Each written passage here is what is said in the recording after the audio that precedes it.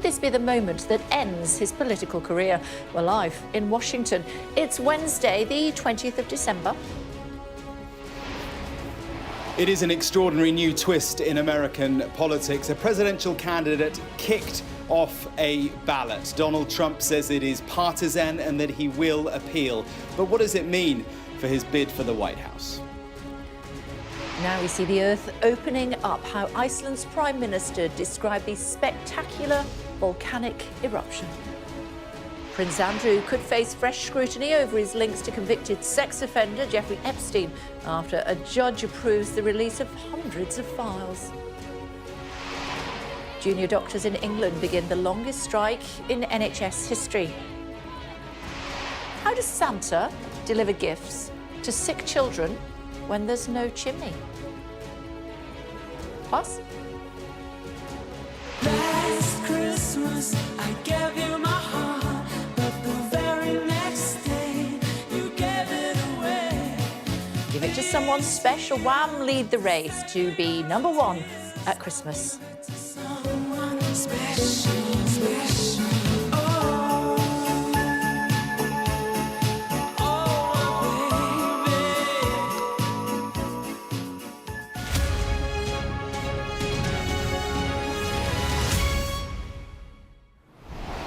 Paul Angaprita with us this morning. You look like a Wham fan to me. I was once upon a time. Were you? Okay, yeah, once upon a time. Okay, you more Pokes? Wham will always be my Christmas #1. Oh, there we go. What are you talking about today? So today, another by-election, this time in Wellingborough, Northamptonshire, after the MP Peter Bone was suspended following allegations of bullying and sexual misconduct. OK, and?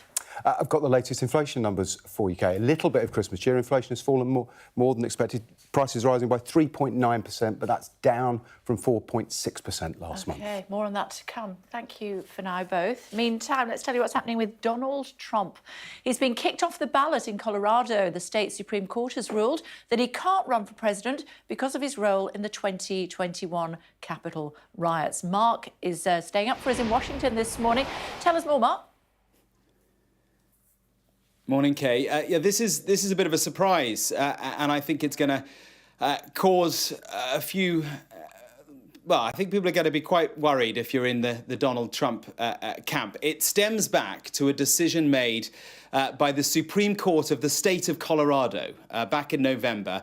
A district court in the state of Colorado back in November ruled that Donald Trump was involved in the insurrection. He incited the insurrection back on January the 6th, but that did not disqualify him for running for president, for being the presidential candidate in the state. Last night, though, the Supreme Court in that state agreed that he was involved in the insurrection, but said that it did disqualify him from running for president in the state. And so it removed him from the ballot box.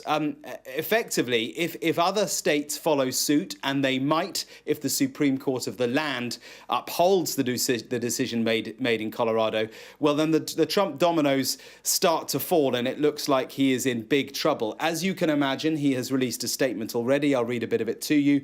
It says, Crooked Joe and the Democrats know that they can't beat us at the ballot box, so their new plan is to nullify every single Trump ballot in the nation to keep Biden in the White House. Make no mistake, we will appeal this decision immediately. So a big moment, potentially, and the Supreme Court of the country here in Washington, D.C. will almost certainly take the case on. Remember, that is a court that is weighted towards Donald Trump.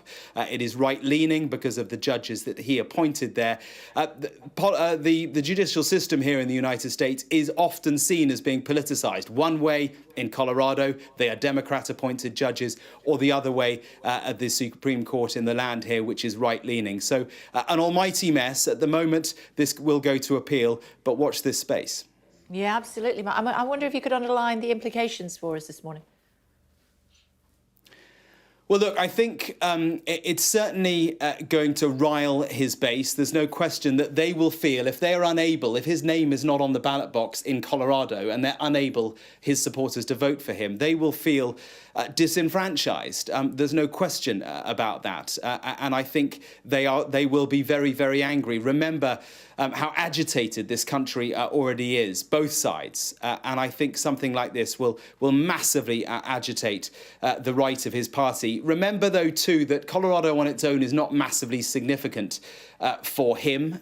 He didn't win it in 2016, and yet he still won the presidency. But if the Supreme Court upholds the decision made in Colorado, other states could follow, and then he's in real trouble. OK, Mark, for now, thank you. More on the inflation figures in just a second. Before that, though, today's other headlines for you. Prince Andrew's links to convicted sex offender Jeffrey Epstein could come under further scrutiny with the release of hundreds of files from a defamation case. They're reported to include evidence from Johanna Soberg, who claimed the Duke touched her inappropriately at Epstein's apartment in 2001. Buckingham Palace has denied the allegations. The individuals named in the documents have 14 days to appeal the decision for them to be published. Volodymyr Zelensky has said Ukraine's military wants to mobilise another 500,000 troops for the war with Russia. Speaking at an end-of-year news conference, the Ukrainian president said he remains confident the US and EU will make good on their promises of further aid. Number of people known to have died in an earthquake in northwestern China has risen to 131. Rescue efforts have been hampered by damage to roads and freezing temperatures of below -13 degrees. British businessman Colin Armstrong has been kidnapped from his home in Ecuador. The 78-year-old, who's the founder of an agricultural products supply company, was reportedly taken with his partner. Media reports say the criminals disguised themselves as police officers and forcibly entered the property. His partner has subsequently been released. Paul, tell me more about these inflation figures. Well, we've had a larger than expected fall in inflation. Prices are still going up, but they're not rising as fast. So the headline figure for consumer price inflation for November is 3.9%. That's down from 4.6% in October. It's a bigger fall than analysts and economists were expecting. It's bigger than the Bank of England was expecting. Give you an idea of the main things. Had a quick look at the numbers that are driving that down. Transport costs and food costs are falling, or rather, they're rising less quickly. Yeah. Exactly the point I was about to make. We shouldn't really be, we're pulling the crackers at this news. Things are still getting more expensive, but these costs are all falling faster than most analysts expected. Core inflation, which is something that economists will be looking at, the Bank of England, the Treasury will be looking at. If you take out all the volatile elements like fuel and food, that's falling to 5.1% against 5.7%. in October. And this was up to 11% at one stage. Exactly. We're talking about this is a precipitous fall in inflation. The big jump, more than 1%, or the big decline in that rate of increase was in October. That dragged inflation below 5.5%. Why is that important? That's half of 11%, and that's what Rishi Sunak promised he would do. Of course, there's a great deal of debate about what influence the politicians have over this and whether this is the Bank of England. I think the politicians say it's nothing to do with them when it's high, and they claim all the glory when it's not. Look the other way when it's on the way up, pay a lot of attention when it's on the way down. I'll be going to talk to the Chancellor very shortly. I am sure he'll be welcoming this because it stands out in those 5 pledges the Prime Minister made. Inflation is the one that unarguably, at the moment, is being delivered. Sending my Christmas wishes, reminding him I haven't had my card yet. It's good to see you, thank you. You'll come back and talk to us after that. We will. Excellent. Indeed. Meantime, a volcano in Iceland could go on erupting for weeks, we're told. Let's get more, should we? We dispatched Thomas. Thomas, you were there about a month ago. We brought you back, and then it erupted. Nick, can I have a bit more volume? Oh, needs a bit more volume. Can you hear me, Thomas? Well, this morning you can see that the fountain of fire that was there in the background seems to have diminished. You can still see the red glow of rocks on the ground, but it's hard to pick up. We are about 6 miles away from the eruption site on the edge of the exclusion zone, but there is a lot of magma still below ground. Scientists say that what we saw yesterday, those spectacular fountains of fire, could yet reoccur as all that comes up. After weeks of building pressure, molten rock from deep within the earth finally burst through. Fountains of lava erupted from a 4-kilometre rip in the ground, creating a 30-metre high wall of fire stretching across southwest Iceland. From a Coast Guard helicopter, authorities tracked rivers of glowing rock, hoping they'd spare critical infrastructure. We are just really happy that the town of Grindavík looks to be safe. The Blue Lagoon looks to be safe. The infrastructure, the power plants look to be safe. So this actually happened in the best possible spot we could have imagined. The authorities had plenty of warning. Grindavik was evacuated last month after rising magma triggered an earthquake swarm and opened a deep gash through the centre of the town. They're still cautious. From the edge of the exclusion zone, it's 6 miles to the orange glow of the eruption site. But while the authorities can keep people out of harm's way, they can do little about the plume of toxic volcanic gas. And the Icelandic Met Office fears the wind is about to change direction and blow it towards the capital Reykjavik, just 20 miles away. But the risks were played down by the foreign minister. What we're seeing is an eruption which is much larger than the ones we have had in the past 3 years, which have been, so to speak, nice touristic eruptions. Luckily, at the moment, there is no life threat. The airport is open. Life carries on as usual. The eruption is currently slowing. The lava flow just a quarter of what it was and focused in a smaller area. They start with a lot of volume and then they slow down. And this one is slowing down, in a few hours. So we may be seeing the end of this eruption before Christmas. But that's far from certain, with other scientists warning that magma is still rising to the surface and the eruption could last for several weeks. Now they're tracking what's happening to the area around here from space. They're using GPS signals to see how the land is rising and falling. Now it had risen, pushed up by the magma by 35 centimetres, more than a foot, and has since begun to go back down, slumping down by 5 centimetres or so. So what happens next? Well, they really don't know. There's every possibility that the magma will open up new cracks in the rock, new fissures, causing more magma to ooze out in an unpredictable direction. Now, so far, as I said in that report, all the infrastructure in the town hasn't escaped any damage. The hope is that things do die down quickly and people can return to their homes. Because as I say, that's far from certain when you're dealing with nature. OK, for now, thank you. Junior doctors in England have begun the longest strike yet. Let's get more with Milena. She's at University College Hospital in central London. We like sending you to a picket line, don't we, love? Can't keep me away from a picket line, including here today where junior doctors will gather later on. It is something that the health leaders have described as their worst fear ever, because this strike comes at the busiest time of the year for the health service. Now, urgent and emergency care will be prioritised, but nearly all other care will be affected. And hospital leaders have been told to try to see those time-critical patients ahead of this walkout so they can clear out some bed space before this strike. But some of them are warning that they can't guarantee that the quality of care won't be compromised.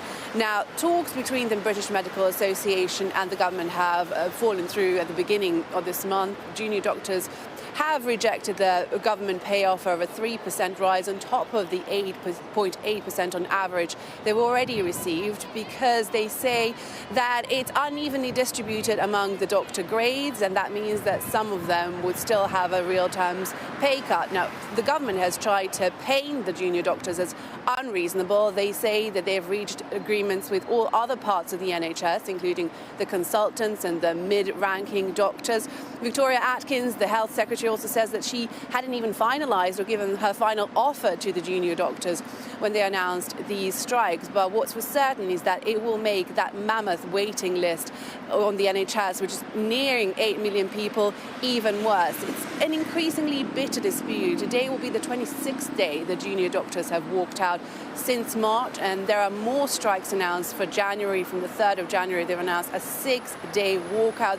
So it's the timing of these strikes over the Christmas Christmas and New Year period, so busy for the NHS always, but also the length of it that's so unprecedented. And this is what the NHS leaders are so afraid about. OK, for now, thank you. Other news for you. The Foreign Secretary, Lord Cameron, travelling to Jordan and Egypt again this week to make the case for a sustainable ceasefire and further humanitarian pauses in Gaza. It comes as the UN Security Council struggles to reach agreement on a ceasefire resolution, with a vote initially put forward on Monday delayed until later on today. Let's get more, should we? Alex is standing by for us in Jerusalem. Ceasefire not on the cards, is it? Well, it's really hard to say what's going on. Certainly there are significant problems at the United Nations where they are trying to agree on the wording for a resolution. It appears that there are two sticking points, Kay. One is about the language when you call for a cessation of hostilities in the fighting. The United States has taken issue with that. They want the word, we think, to be changed to pause. The issue is that cessation, the implication is that Israel must stop its war, whereas pause implies the logical corollary of that is that they could resume the fighting after a humanitarian pause. So that's one problem. The other problem is around the screening of trucks. Now, the resolution calls for a UN monitoring system which would see Israel pushed out of the picture when it comes to monitoring the aid going into Gaza. They've taken issue with that. So that's the kind of wrangling that we've seen over this resolution. It's gone on now for a couple of days. We're expecting the vote to take place, I suppose, this evening, your time. But again, can they agree on the language? It doesn't look like it at the moment. But the situation in Gaza is becoming more and more desperate all of the time. The United Nations says that 90% of the population has now been displaced. Almost 20,000 people have been killed, according to the Hamas-led health authority. And you can see that the aid that is getting in is simply not enough. We've seen these really quite dramatic pictures of those aid trucks being mobbed as soon as they enter through the gates of either the Rafah crossing or the Kerem Shalom crossing. So the need for that humanitarian aid is absolutely vital, according to aid agencies. Thanks very much indeed. Just saying hello to the Work and Pensions Secretary, Mel Stride, and saying that I wanted to ask you about President Trump. A court in Colorado, top court in Colorado, has declared him ineligible to run for president because of his involvement in the insurrection on the 6th of January. And you said, what does that mean? Well, I think it would probably be ill-advised of me as a government minister to start sort of intervening in the US electoral process by commenting too much, other than to say there will probably be many twists and turns in the story of Donald Trump as we approach That's true, but the elections next year. Yeah, indeed, November of next year. But, Yeah. I mean, it's fair to say that the court, we know, determined he engaged in insurrection. We're all aware of that. Should somebody, in all reasonableness, who has done something like that, be allowed to run for president? That is a matter for the US system to determine. There are various legal cases going on, aren't there, both civil and at state level. But I really think that's a matter for them. It's not a matter for the UK. That's two body swerves. I'm for going the to UK government. I'm feeling Christmassy. I'm going to let you get away with That's that. very generous, Kate. Thank you. Let me ask you about Peterborough instead. Another Right. by-election. Yeah. Worried? I think clearly he has a 19,000 majority, but we still have to fight for every single vote, which is what we will do. The one thing I would say, Kay, is that, and my colleagues on my side of the House feel this and experience it week in, week out, is when you knock on doors and you talk to people about the next general election, the tough choice that people are going to have to take. They say, I'm not what are going they to likely vote to Tory. do? But what they don't say, and this is a significant thing, is I've got a burning passion to see Keir Starmer in number 10. And one of the reasons they're concerned about Keir Starmer is on the spending side. So they have this plan to spend £28 billion. They've said they won't borrow, so that means more tax, it means higher interest rates, higher inflation. We've seen inflation just come down quite dramatically just this morning, the numbers announced at 7 a.m. And they don't want to put that at jeopardy. So I think, yes, Labour have a wide lead at the moment, but I think it's very, very thin. And I think there's all to play for. But we will fight, Peter's seat, Wellingborough, we will fight that for every single vote, and we'll go at it as hard as we possibly can. Is it a policy decision now to play the man? Because that's what you're all doing. When you come on, you're all having a pop at Starmer. Well, I'm not. I'm talking about policy. Well, no, I mentioned this £28 billion. £28 billion, OK, unfunded spending. You just said that they're not saying, I want to vote for Starmer. Well, no, I don't think they do. Well, inevitably, you've got to frame it as a contest between ourselves and Labour, and I think Labour are in second position in the Wellingborough constituency. But I think it's a policy point, Kay. £28 billion is a vast amount of money, and I say that having been chair of the Treasury Select Committee. I know what these numbers mean. If you are to go out and spend that and not borrow, as they're suggesting, you are going to have to ramp up taxes to eye-watering levels. You're going to see interest rates staying higher for longer. You're going to see reversals to the progress that we've made on inflation. Well, we've brought it down by more than half, and we've seen it fall to below 4% in the numbers this morning. Those are huge achievements. Yeah. We're beginning to turn the corner, and I don't think people are going to want to put that at risk. People know what they're voting for when they vote Labour, and they're still doing it. Well, as I say, look, there's a way to go to the general election, and if I was a Labour politician sitting here, I would not be saying it's all in the bag, we've got this sorted. Well, they don't do that. They don't, and they're right not to, because that lead that they have, I think, is wafer thin. It's not deep. 20-odd%, isn't it? It's a wide. I've accepted that it's wide. How big are your wafers in your house? I've accepted that it's wide, but it is wafer thin. I am not having people bounding up to me in my constituency saying, I've got to vote for Labour, I've got to vote for Keir Starmer. I've got people They're not saying they're going to vote for the Tories either. No, well, I see people who are beginning to say, do you know what, we're making progress. We accept that we had COVID, this once-in-a-century externality that visited our economy. We've had this war between Ukraine and Russia. We've had the spike in inflation as a consequence. It's been really tough. But we recognise that this government has done what it can to support the vulnerable and working people and so on through that period. OK. We're now turning the corner. So let's not blow it. That's what I'm beginning to hear, is let's not blow that achievement. OK, well, we'll be chatting to the Chancellor, so we'll hear from him shortly. I want to talk about a story that has once again come front and centre because of the magnificent Dame Esther Rantzen, who is at stage 4 lung cancer, as we know. She said that she may well go to Dignitas to end her life when the time comes. Labour yesterday said there should be a debate in Parliament, should there? Well, the government has not said that they will set aside time for a debate. But I do think the fact that Esther has raised this, I mean, what a dignified and special person she is, and what a difficult subject. It is a matter for Parliament, ultimately. It may be that her intervention now makes it a more salient issue and Parliament comes to it. I know that the government doesn't have any plans at the moment, though, to come forward with a vote. Your colleague Kit Malthouse says that he's been cruising the tea rooms to try to find out the mood, and that has changed significantly since there was last a vote. Yeah. How would you vote? Well, last time this came before the House, I voted in favour of assisted dying. But I do recognise it's an extraordinarily delicate... on balance, probably. But do you know what, Kay? I think it's such a balanced decision with so many dangers on both sides that I would want to look very carefully at it again. So I don't think I would commit myself until or as and when such a vote came forward to the House. I'd really want to go through all those details again. Because on the one hand, you've got, yes, absolutely, we want people to have control of the end of their lives. You want them to die in dignity. On the other side, you want to make sure that people aren't in any way being cajoled into taking those kinds of decisions when it's not actually right for them. It's a terribly difficult balance. It's not very dignified for people to have to travel overseas to end their life, though, is it? In an ideal world, if you can iron out all the dangers involved in permitting assisted dying, you're absolutely right. You would allow people to do that in the dignity of their own home, at home, not having to travel, not having, for example, relations and loved ones that, if they get involved under the current arrangements, may be liable to prosecution, for example, simply because they're trying to help somebody that they dearly love. So all of those are very difficult things. But as I say, if it comes back to the House and that's a matter for Parliament, then I will want to look at it very closely.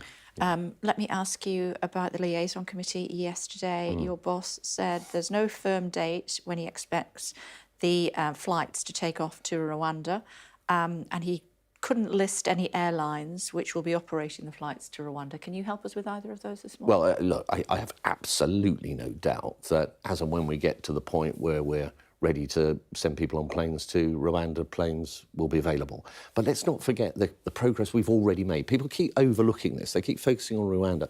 We've got the number of down boat by crossings... 30%, down by nothing to do with Rwanda. Well, no, but the rest of Europe, of course, has been going up by about 80%. But it's nothing to do with Rwanda, so why not just... No, Rwanda is well, because it's an integral part of the policy. So we're working much more closely with the French, which has had a very positive impact. We had a deal with Albania that's seen 90% reduction in the number of Albanians coming across. And Rwanda will be a bit like Albania, which is proven to have worked, because it breaks the model. It means that those criminal gangs... Well, what we've got to do is get to the point where... How many people you send? Well, all those that come across illegally, we will be returning. And that's what that bill does. Not to Rwanda, though. Well, in a large... with a couple of hundred? Well, the legislation that's going through Parliament at the moment means there's a very narrow, thin route for people potentially to stay and get granted asylum, but it's a very, very high bar. So you're as to the others, they will be... Tens of thousands will go to Rwanda. Well, they will be here. Once the legislation's through, that's what the legislation will facilitate. So you're saying tens of thousands of migrants will go to Rwanda? Once the legislation is through, and we have that there, we will then have the tools to do that. Well, we will then have the tools to do that. Because my understanding is it's just a few hundred. Well, once the legislation isn't through at the moment, but once the legislation is through, we will have the ability to send people to Rwanda as a safe country, backed up by a treaty, which means that those that go there, Rwanda will not be able to send them on to any other third country, which might put them in danger. And indeed, there is a possibility of them coming back to us under certain circumstances. So we safeguard the safety of those that are sent there. But we've got to break the model. And if we can break the model, we can stop people dying in the Channel, we can stop people being exploited, humanly trafficked. These are awful things that are happening, and we need to have a firm approach to it, which is what we do. Final question, just before I let you go. I heard the Ireland Prime Minister talking in their Parliament to say that for the 24th through to the 25th of December, they are going to halt all import-export rules so that Santa can come in and do what he needs to do. Are you doing the same? I think that is enormously important, and I know that the Prime Minister and the whole government, we are all very pro Santa Claus, Father Christmas. He comes to my house. I know it sounds extraordinary, but every year since I've been around, he's come and visited. Sorry, what do you leave out for him? I leave a carrot for the reindeer. Yeah. I leave a little glass of brandy. And some mince pies, and then what happens, I go down with my girls, and the next morning, always, the carrot has been nibbled at, so I know that the reindeer have been there. The brandy has been completely consumed. Unbelievable. Unbelievable. And in a kind of greedy fashion, it seems to me. You know, it's spilt all over the place. He's obviously in a rush. And there are normally some little footprints where the reindeer have come from the fireplace into the room. So yeah, but you are suspending the import. So absolutely, there will be no barriers to Santa Claus delivering this year. Fantastic news. Let's end on an up. It's good to see you. Thanks so much indeed. Thanks a lot. Quick look at the weather. Warm memories wherever you go. The weather, sponsored by Qatar Airways. Mostly mild and unsettled weather will continue disruptive winds tomorrow, but northern Scotland will see colder spells, rain taking over more of the northwest now with snow on the Scottish Highlands. But most other places are dry. Cloud will become more extensive through the morning, bringing outbreaks of rain, heaviest over western Scotland. The weather, sponsored by Qatar Airways. Can you tell it's my last day before Christmas? Santa delivering presents when there's no chimney. How does he do that? Well, we've got three, actually. Well, one answer is to abseil down the side of a building. In Zagreb, Santa was given a little help from elves at the University Mountaineering Society to bring some Christmas cheer to sick children and their families at the city's hospital.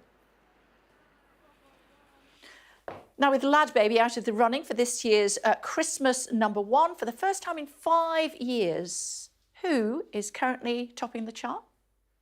Last Christmas, I gave you my heart, but the very next day, you gave it away. As it stands, George Michael's 1986 classic Last Christmas is currently leading the way, but with 5 days to go. Actually, I think it's Friday, isn't it? Anyway, we've got somebody on later on who's going to tell us all about that, Paul Stokes. Sixth Season by Noah Kahan. Is that how I pronounce it, Khaled? car ham? He doesn't know. If he doesn't know, nobody knows. All I Want for Christmas by Mariah Carey, also in the running for the top accolade. And we'll talk you through the top contenders, as I said, with Paul later on.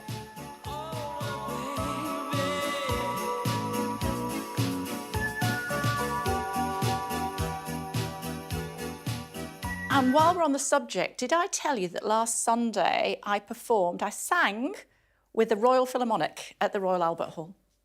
To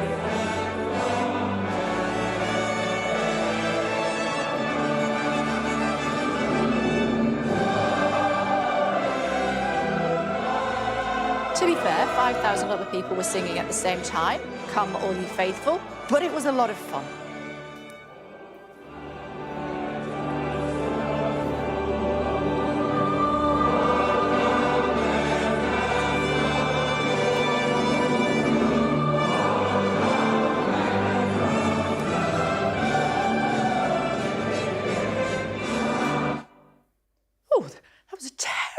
Fade, Dan. Goodness me, Christ the Lord at the end. A Colorado court kicks Donald Trump off the presidential ballot. We'll get reaction from the US political commentator Scotty Nell Hughes. Britain's loneliest pooch finding a forever home for a dog that spent almost 2 years in an animal rescue centre. He's joining us on the programme. And beavers return to the Cairngorms for the first time in 400 years.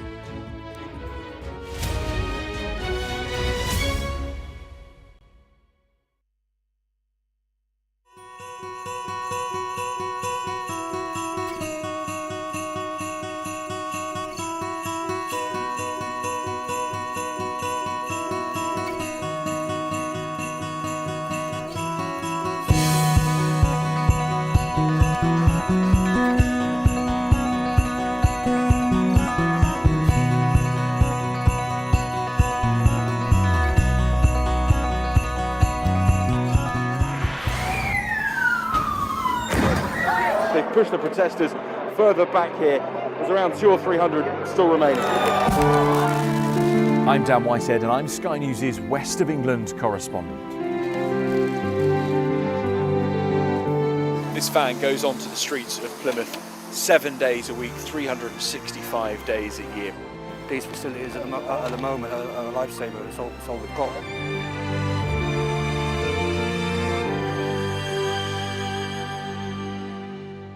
From fishing communities to bustling cities, we spend every day reporting from across the region, hearing from people who have real stories. I'll have nowhere to live for about 3 or 4 months.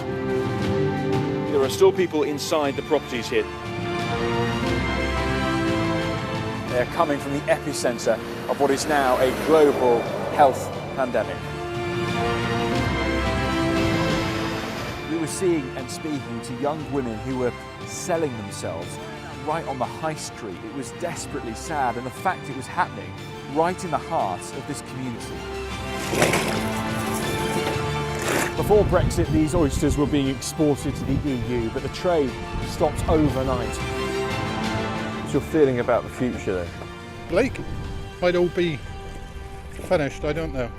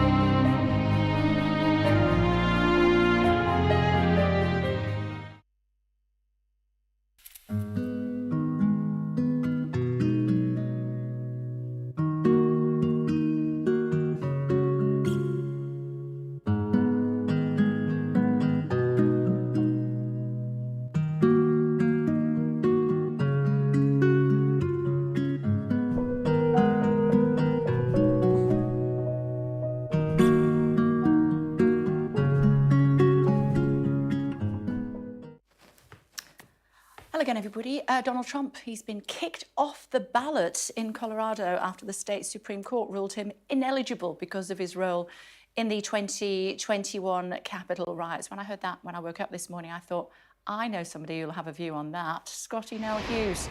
And here she is. Hey, Scotty, morning. Good morning to you, Kay. Wow, just another chapter in a very interesting election season that we've not actually officially gone into. We're within 30 days of the first primary, actually caucus happening in Iowa, and you're already seeing these drama plays happening. And the reaction by the campaign already, the various Republican campaigns, has been quite surprising. Tell me more. Well, you look at it immediately. What you're having here is that obviously the state of Colorado, their Supreme Court has come back and said that Trump is ineligible to be on the ballot for president based on supposedly his part or role in the insurrection, something that was not even ever found to be guilty of yet and was vindicated twice when the impeachment process that was going on through Congress. And yet here you have this Colorado Supreme Court saying that he's not able to run.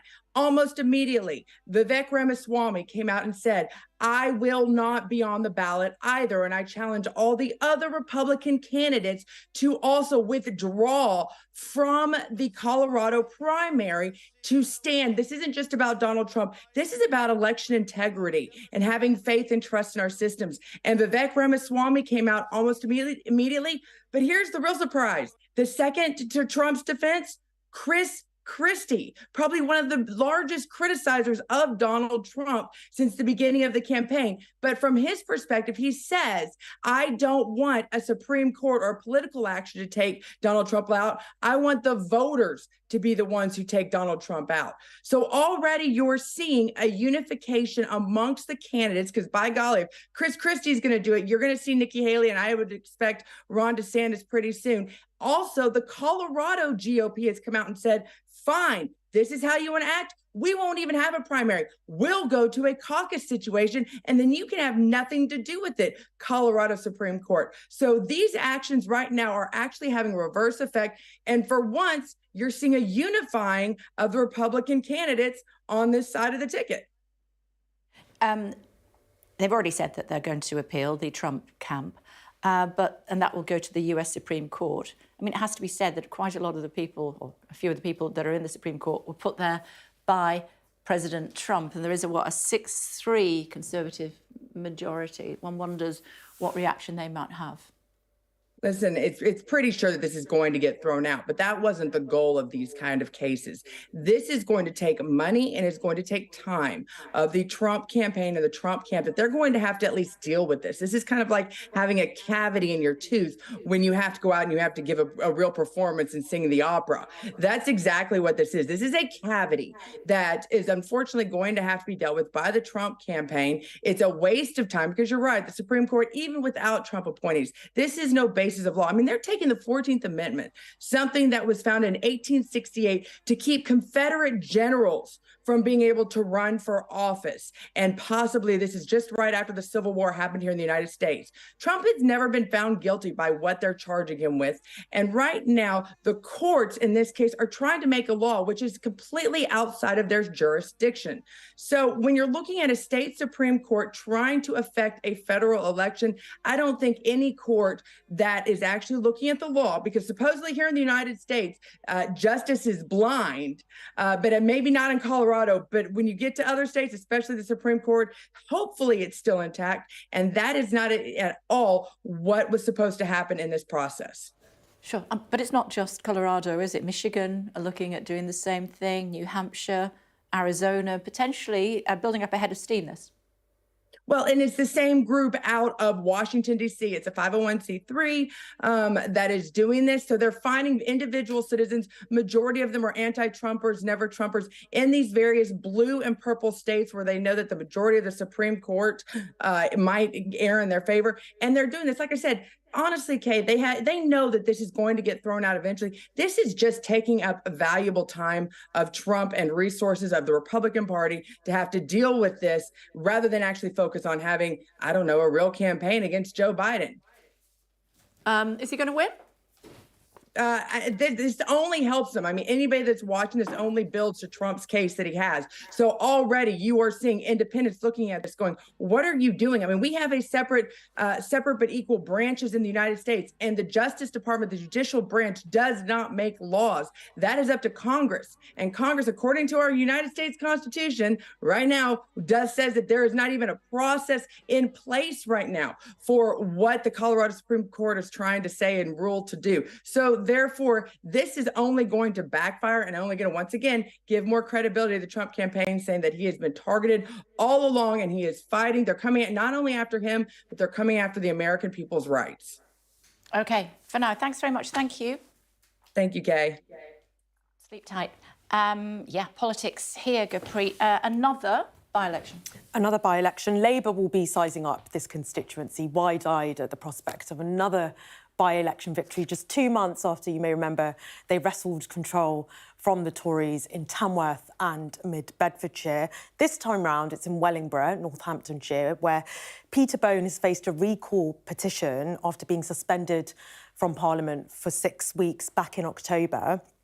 That all relates to allegations of bullying and sexual misconduct dating back to 2012. Mr Bone is said to have exposed his genitals close to a staff member's face. He denies all of that.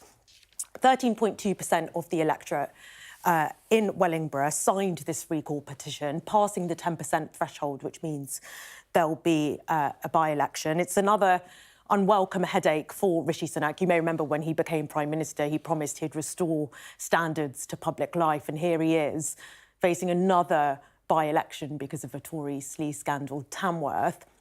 There, the by-election was essentially called because Chris Pincher was accused of groping. Tamworth was a seat with a 19,000 majority. That's been whittled down. Mel Stride earlier here today was talking about wafer-thin majorities that are also massive, but I think that's pretty apt for Wellingborough. It's got an 18,500 majority, but it's swung between Labour and the Tories in the past, and I think Labour will be confident going into this. OK, for now, thanks very much. Thank you.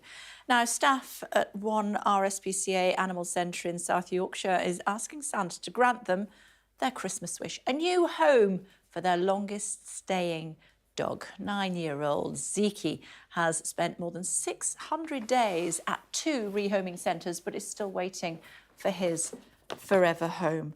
Do you want to meet him? Of course you do. Here he is with Daniel. Hi. Hi. Morning. Hi. Morning. Well, let's get rid of me and then we can see more of Zeke. Tell me about Zeke. Can I see him a bit better? I can't quite see him there. Good boy. Hang on a minute. Yeah. Come on, Zeke. Who's a good boy? Hello, Zeke. Tell me about him. Zeke's 9 years old. He's been with us around about 7 months, but was previously at Woodside RSPCA Centre in Leicester. Grand total about 600 days plus in kennels. He's lovely, well-mannered, walks well on the lead, very friendly, enjoys the simple pleasures in life, you know, treats, toys, gentle walks. We just can't understand why he's still with us. No, oh, bless him. How old is he? 9? He's 9 years old, yeah. Oh, how did he first have the misfortune to have to go into care? I don't actually have that information, unfortunately. He was a transfer from Leicester. So what tends to happen is when dogs have no interest at other centres around the country, we work closely with them to rehome dogs that they are struggling to rehome, and likewise they will take one of ours that are sort of been stuck with us for a little while as well for no reason other than they just can't seem to find a home. I don't have that information, unfortunately. But does his age play against him? I do think because he's sort of in his senior years, that puts people off a little bit. But it shouldn't really, you know, he's still very active, very lively. And you wouldn't think that he's 9 years old, the way he behaves. No. I think you did some pictures for us as well of him running around and having a lovely time. Yes. I'm guessing you're going to miss him when he's gone. What? 100%. He's a bit of a staff favourite around here. Yeah. He's known, I believe, as Good Boy Zeke. I believe so, yeah. I think that was the name that they'd given him to at the previous RSPCA centre and sort of been adopted here as well. OK, you're hopeful that... oh, look at him playing there. Bless his cotton socks, he's so lovely. What do people do if they're interested in coming to see him? So basically, they would need to fill in one of our perfect match forms, which you can find on our website, rspca.doncasterrotherham.org.uk. If you obviously meet the criteria, you'll get a call from one of the staff here to talk you through the process, invite you down to come and meet him, and then if all goes well, you'd be taking him home, hopefully before Christmas. Amazing, amazing. What's his life? What does he do? What's his regular life at the centre at the moment? So he's currently, well, we put in a bit early this morning to get started, so I think he's having a bit of fun with it. So ordinarily we'll go up and clean and feed this morning, medicate, and then we'll get them all out for some enrichment, some walking. You'll be given a chance to have a run around, some play with the members of the team here at the centre, and then we'll generally, hopefully, have a load of forms come through for him, and we can contact some people to hopefully get him at home. Yeah, I hope so. Good boy, Zeke. Who's a good boy? Who's a good boy? Yeah, you are, aren't you? Good boy. Thanks for taking the time to join us. Thank you. Good boy, Zeke. Just while we've still got you, yeah, obviously, if Zeke doesn't match to the criteria and you're still looking for another animal, we've got plenty of other animals here at the centre that are readily available for adoption. So please don't be, put off. We've got loads of different shapes and sizes. OK. You do fantastic work. Thanks for taking the time. Thank you. No trouble. Thank you. No, a seal on the northeast Norfolk coast has had a lucky escape after getting trapped between some rocks. The grey seal pup was buried up to his neck, here he is, in sand and caught between the sea and the defence boulders there. It could have drowned at the next high tide, but was spotted by a photographer who called the Friends of Horsey Seals charity. They sent a team to free the baby seal to return safely back to his mum. From Christmas cards to carol services, we'll be discussing what the royal family is getting up to during the festive break. Stay tuned for more.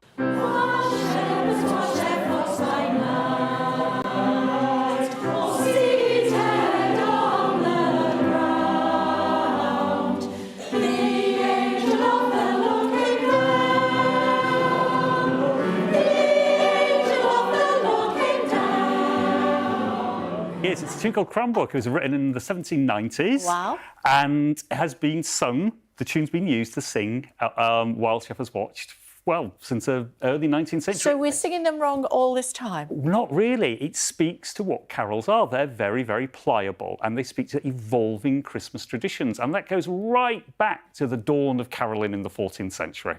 I have to be like a bit of an academic pedant here.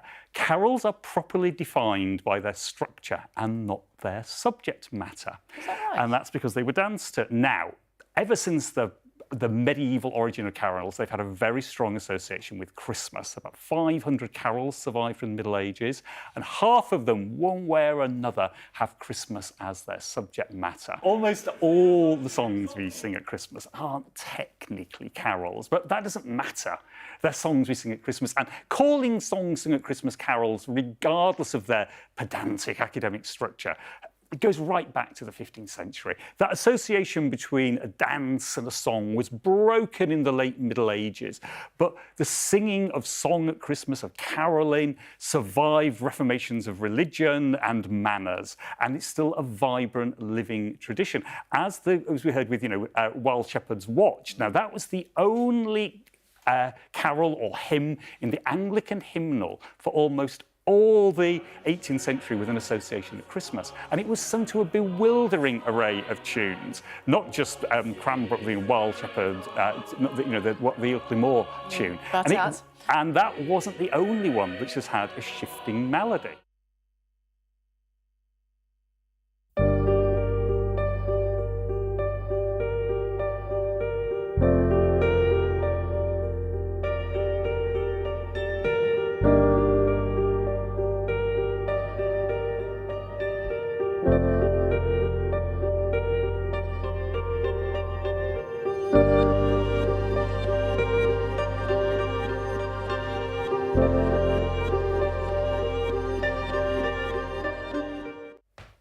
Jack's here to talk about the royals and what they're up to over Christmas. Good to see you. Thank you very much.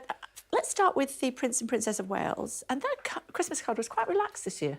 Yeah, it was. I thought it was great. It did get, some people made some jokes about it, and there was actually a bizarre thing where people thought that Prince Louis had an extra finger and it was a botched Photoshop job. He'd lost a finger, wasn't it? Well, it looks like you can see the beginning of a finger. Okay. That then doesn't continue, but actually it's not true. It's just a little bit of white skin in between his two fingers. Looks like an additional one, but if you look at it, it's clearly 4 fingers and his thumb's behind. And Prince William only had 1 leg as well. Prince apparently. William, I preferred that one, or he's doing the Tory power stance behind everybody, which is possible. But yeah, his legs must be very far apart. But I actually quite like it as a Christmas card, and Prince George looks very sharp if you look at him. Do you think they write inside and, like some people do, are telling you everything that the family's been doing? I wish they would do that. I think they do so many that they just literally don't have time to write that amount. But I would love the round robin, the full-blown round robin. Exactly. Much more regal from the king. Much more regal. I mean, you only really get to do this once, don't you? This is the coronation year, so you might as well do the big coronation picture with all the regalia and the robes and the crowns, which is what they did. It's a great picture, the way the robes sweep down in the front. It just happened like that. Nobody placed it. No, it didn't take half an hour to get the robes perfect. Yeah. What about the Princess of Wales's photo as a young girl, Christmas 1983? I thought that was, I don't know, what did you think? Oh, she looks a lot like Louis, I think. Yeah, or the other way around. Or the other way around. Louis looks a lot like her. Yeah, that is usually the way the genes go. But no, I thought it was very sweet. It's a lovely picture, and it's definitely, even just the way the image looks is a real throwback to Christmases of old. I don't think I've got that one, so we'll not have to worry about it. No, fair enough. Well, for what people want to know, she looks like Louis. Yes, she does. She absolutely does. What do they do? They're still going to keep up the tradition, even though the Queen's not there. They'll be at anymore. Sandringham. It will be presents on Christmas Eve. They lay them all out on a big table with a white tablecloth, and then they all tear into them. And the Queen preferred kind of like jokey presents, cheap jokey presents, which I'd imagine they'll continue that tradition. Here's another crown for you. Here's another crown. No, yeah, that's exactly the kind of thing. A box set of the crown. A box. That would be a great present. But yeah, Harry... Maybe not if you're Harry. Well, no, I mean, particularly this season. But Harry's nose was slightly out of joint one year because Princess Margaret got him a biro. But also Kate one year got him a Grow Your Own Girlfriend kit. This was when he was single. So it's that kind of thing. And there was one that the Queen loved. I bet she's sorry about that now. I bet you're sorry about that now, yeah. But you know those fishes, you hang it on your wall and the fish start, yeah. That was one that the Queen particularly liked, I think. You put it in the loo, don't you? You put it in the loo, That was a thing, wasn't it? It was a thing. fad. Yeah, it was a moment. No Andrew? Well, will he be there? He might be. Yeah. Okay. I think it's one of those situations that is kind of viewed. I mean, he'll probably be at Sandringham, I would have thought. Whether he does the walk to church, we'll have to see. But I think there's a good chance he will. Yeah. Let's just get that out of the way. The front page of the Sun today. Of the Sun, yeah. So there's going to be some new documents coming out in America related to the Epstein scandal, and Prince Andrew could well come up in them. So this is one of the Epstein victims called Johannes Sjoberg. People might remember her allegation because it involved a spitting image puppet of Andrew.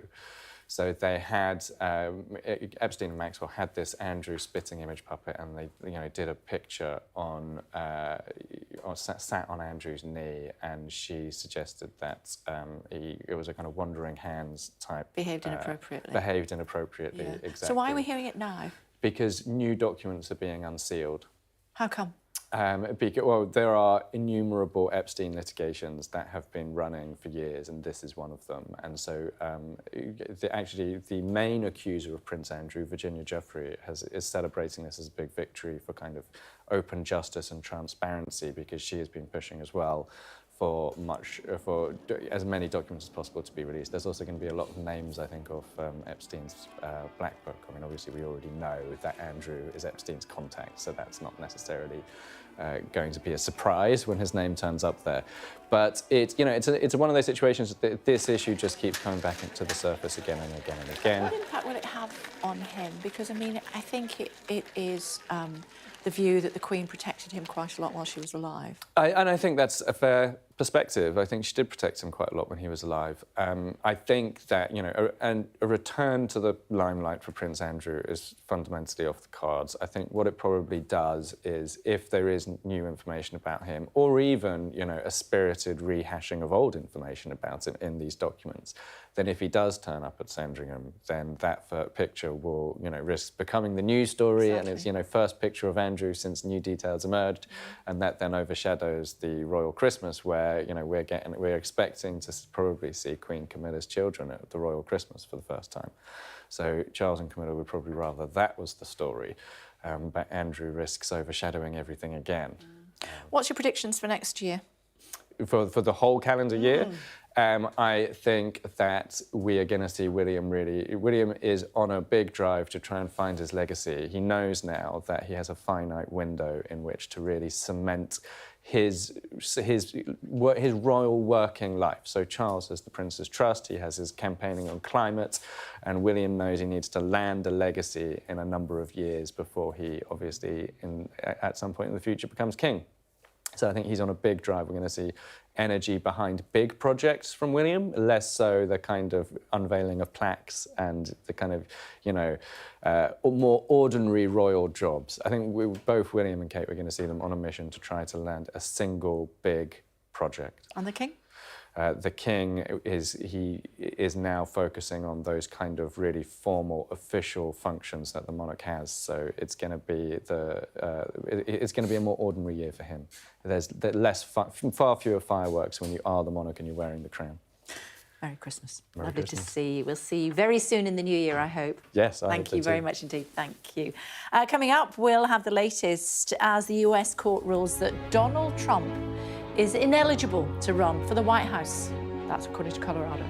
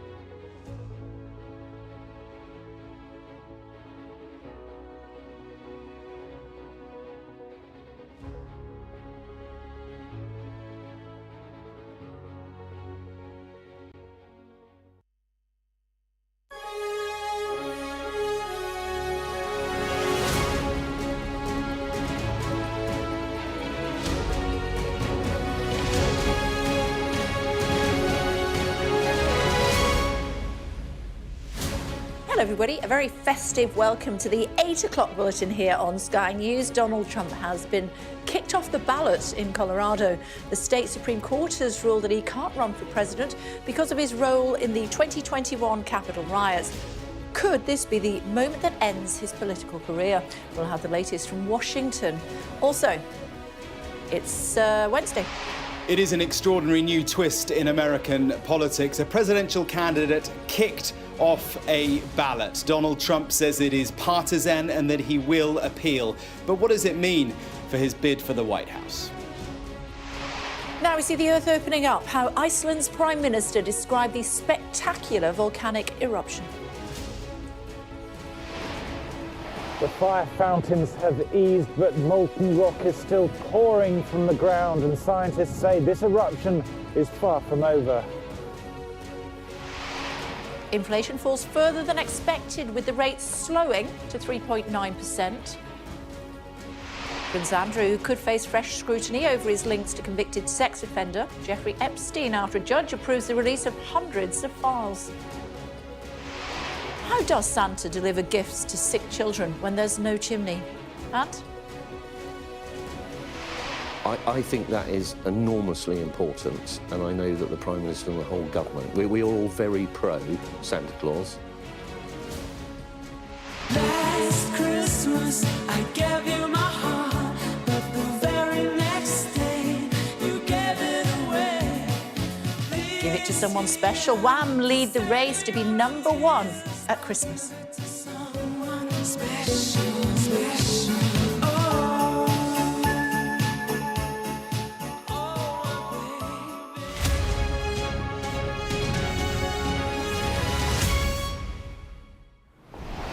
Paul and Caprita here with us this morning. We established you're a Wham fan, didn't we? We did, yeah. Yeah, OK. Yeah. What else are you going to talk about? So another by-election, this time in Wellingborough, after the MP Peter Bone was suspended following allegations of bullying and sexual misconduct. OK. And you used to be a Wham fan? It was a phase that passed. I was there first time round. That's not what you're here to talk about. No, inflation.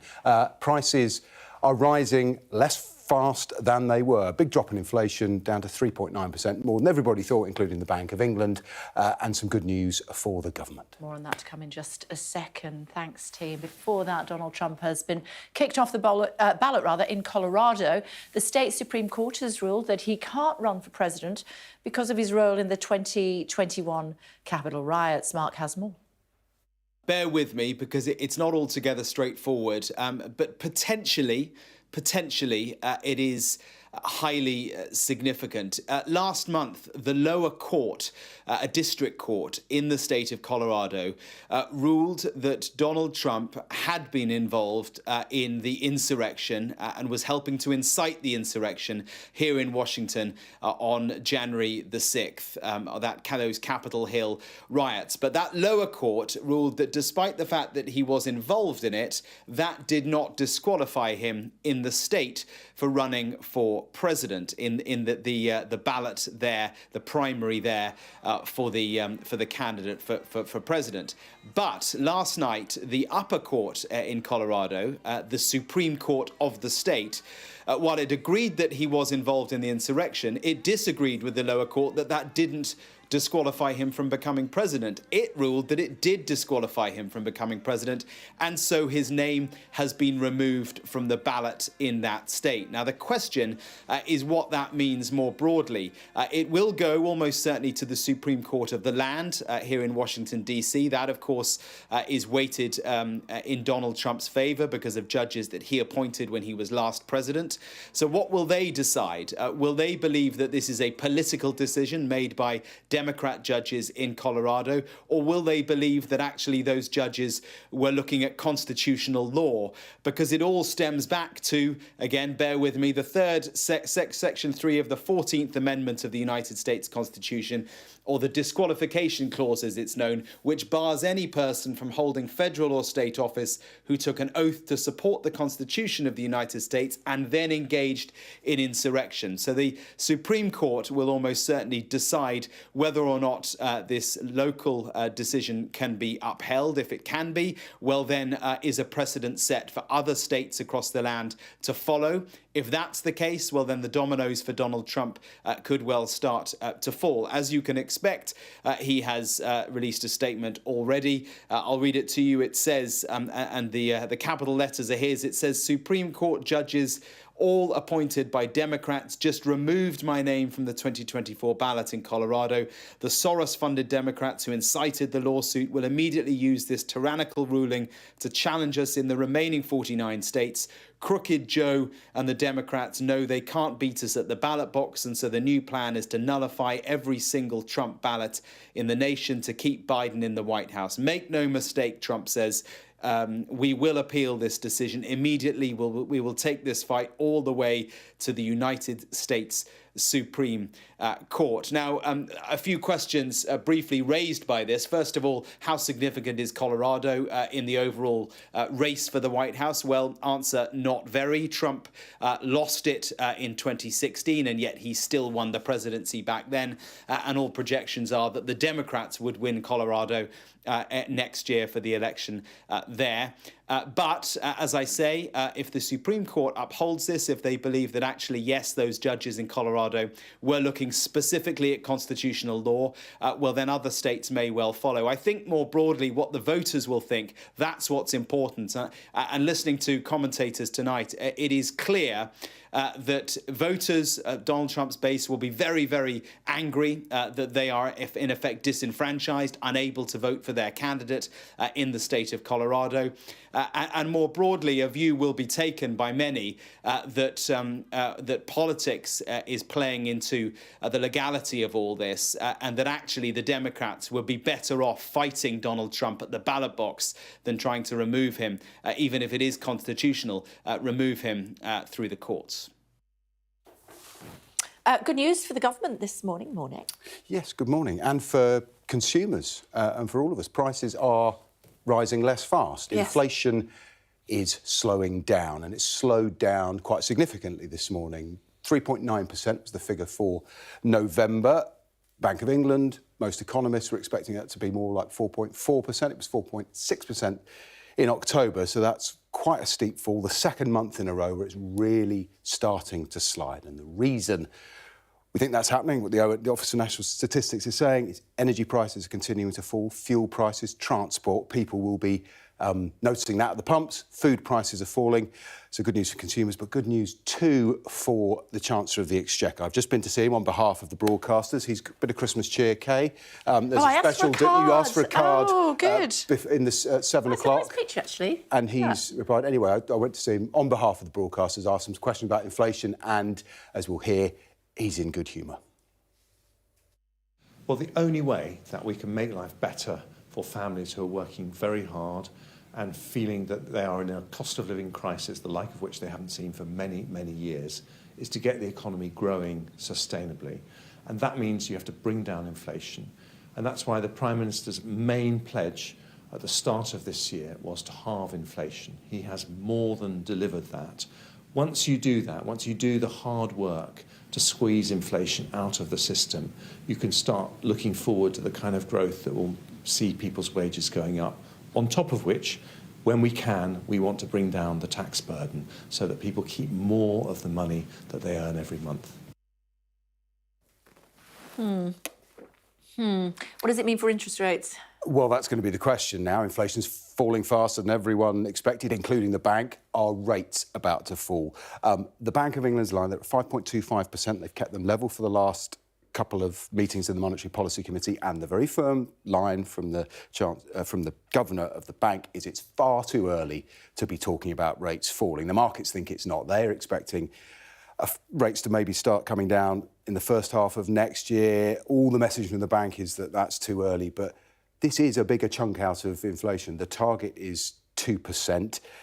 Is this evidence that higher rates are really starting to bite, that the economy is saying that we're squeezing out inflation? And if the inflation is squeezed out sooner, then rates perhaps can come down. But I don't expect any of the messaging from the bank to change. They don't, no matter what happens, they don't want anybody to think rates are about to go into reverse, much as about 50% of the people who are yet to feel that, because they're yet to remortgage, would like them to come down. OK, Vinay, thank you. Thanks very much.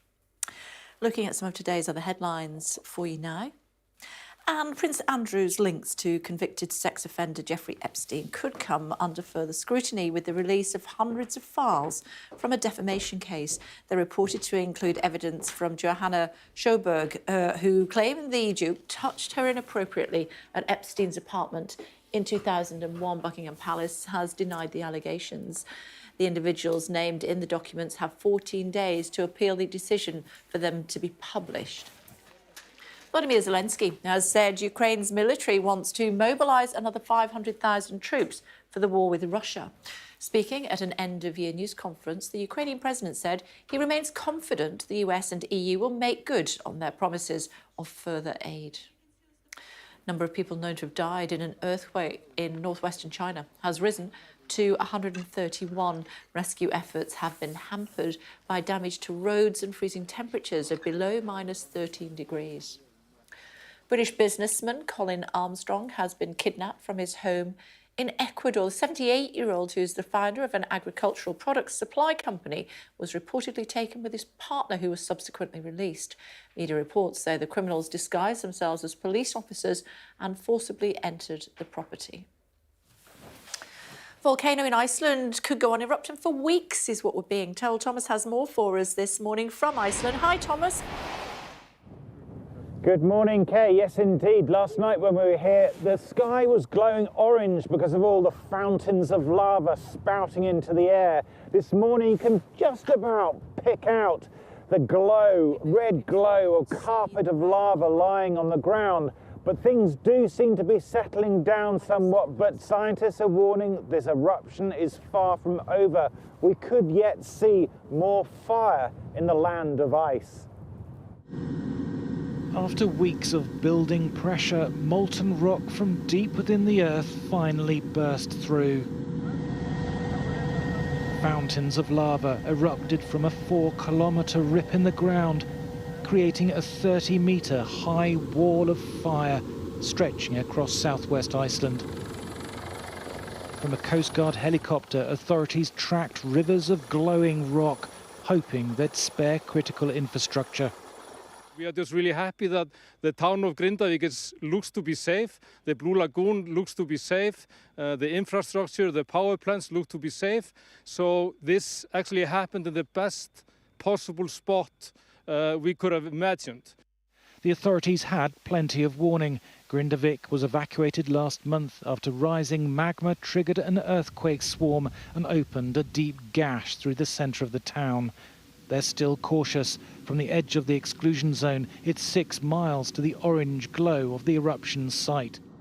But while the authorities can keep people out of harm's way, they can do little about the plume of toxic volcanic gas. And the Icelandic Met Office fears the wind is about to change direction and blow it towards the capital Reykjavik, just 20 miles away. But the risks were played down by the foreign minister. What we're seeing is an eruption which is much larger than the ones we have had in the past 3 years, which have been, so to speak, nice touristic eruptions. Luckily, at the moment, there is no live threat. The airport is open. Life carries on as usual. The eruption is currently slowing. The lava flow just a quarter of what it was and focused in a smaller area. They start with a lot of volume and then they slow down. And this one is slowing down, in a few hours. So we may be seeing the end of this eruption before Christmas. But that's far from certain, with other scientists warning that magma is still rising to the surface and the eruption could last for several weeks. So scientists don't have cameras underground, so they're having to use other ways of trying to make an educated guess on what happens next. And that includes satellites in space. And they're using GPS signals to look at how the ground is rising and falling as the magma erupts. Now, it had risen by 35 centimetres in some area, now slumped back down by around 5 centimetres, so not back to where it was. So is there more magma still to come? Well, that we don't know, and they are keeping a very close eye just to be sure whether there is going to be further fissures, cracks in the earth opening up with new lava flows that could threaten critical infrastructure. Okay, for now, thanks. Bridget Phillipson, Shadow Education Secretary, is with us this morning. Have you been to Iceland? It's beautiful. I haven't, I'm afraid. Oh, I would recommend it. Okay. Yeah, but not obviously that. Not right now. No, not right now. Talk to me about the guidance that we were hearing from the government yesterday on gender identity. What's Labour's view? I welcome the publication of this consultation around the guidance. School leaders have been telling me for some time that they wanted to see greater clarity in how they should approach what is, a very sensitive and at times difficult issue. I think it's really important that we approach this from the position of children's well-being being front and centre of everything that we're thinking about, and do so in a way that is respectful, compassionate, but also recognises that sometimes teachers are placed in a difficult position and need some extra support around how to manage these situations. And to that end, you wanted to talk about children's mental health. Children's mental health is a really big concern for parents at the moment. It's a concern in and of itself. We know coming out of the pandemic that young people's well-being has really taken a hit. But alongside that, we're seeing really big and concerning levels of persistent absenteeism in our schools. And I believe that mental health is a big driver of that. That's why I'm saying that the government have got a political choice.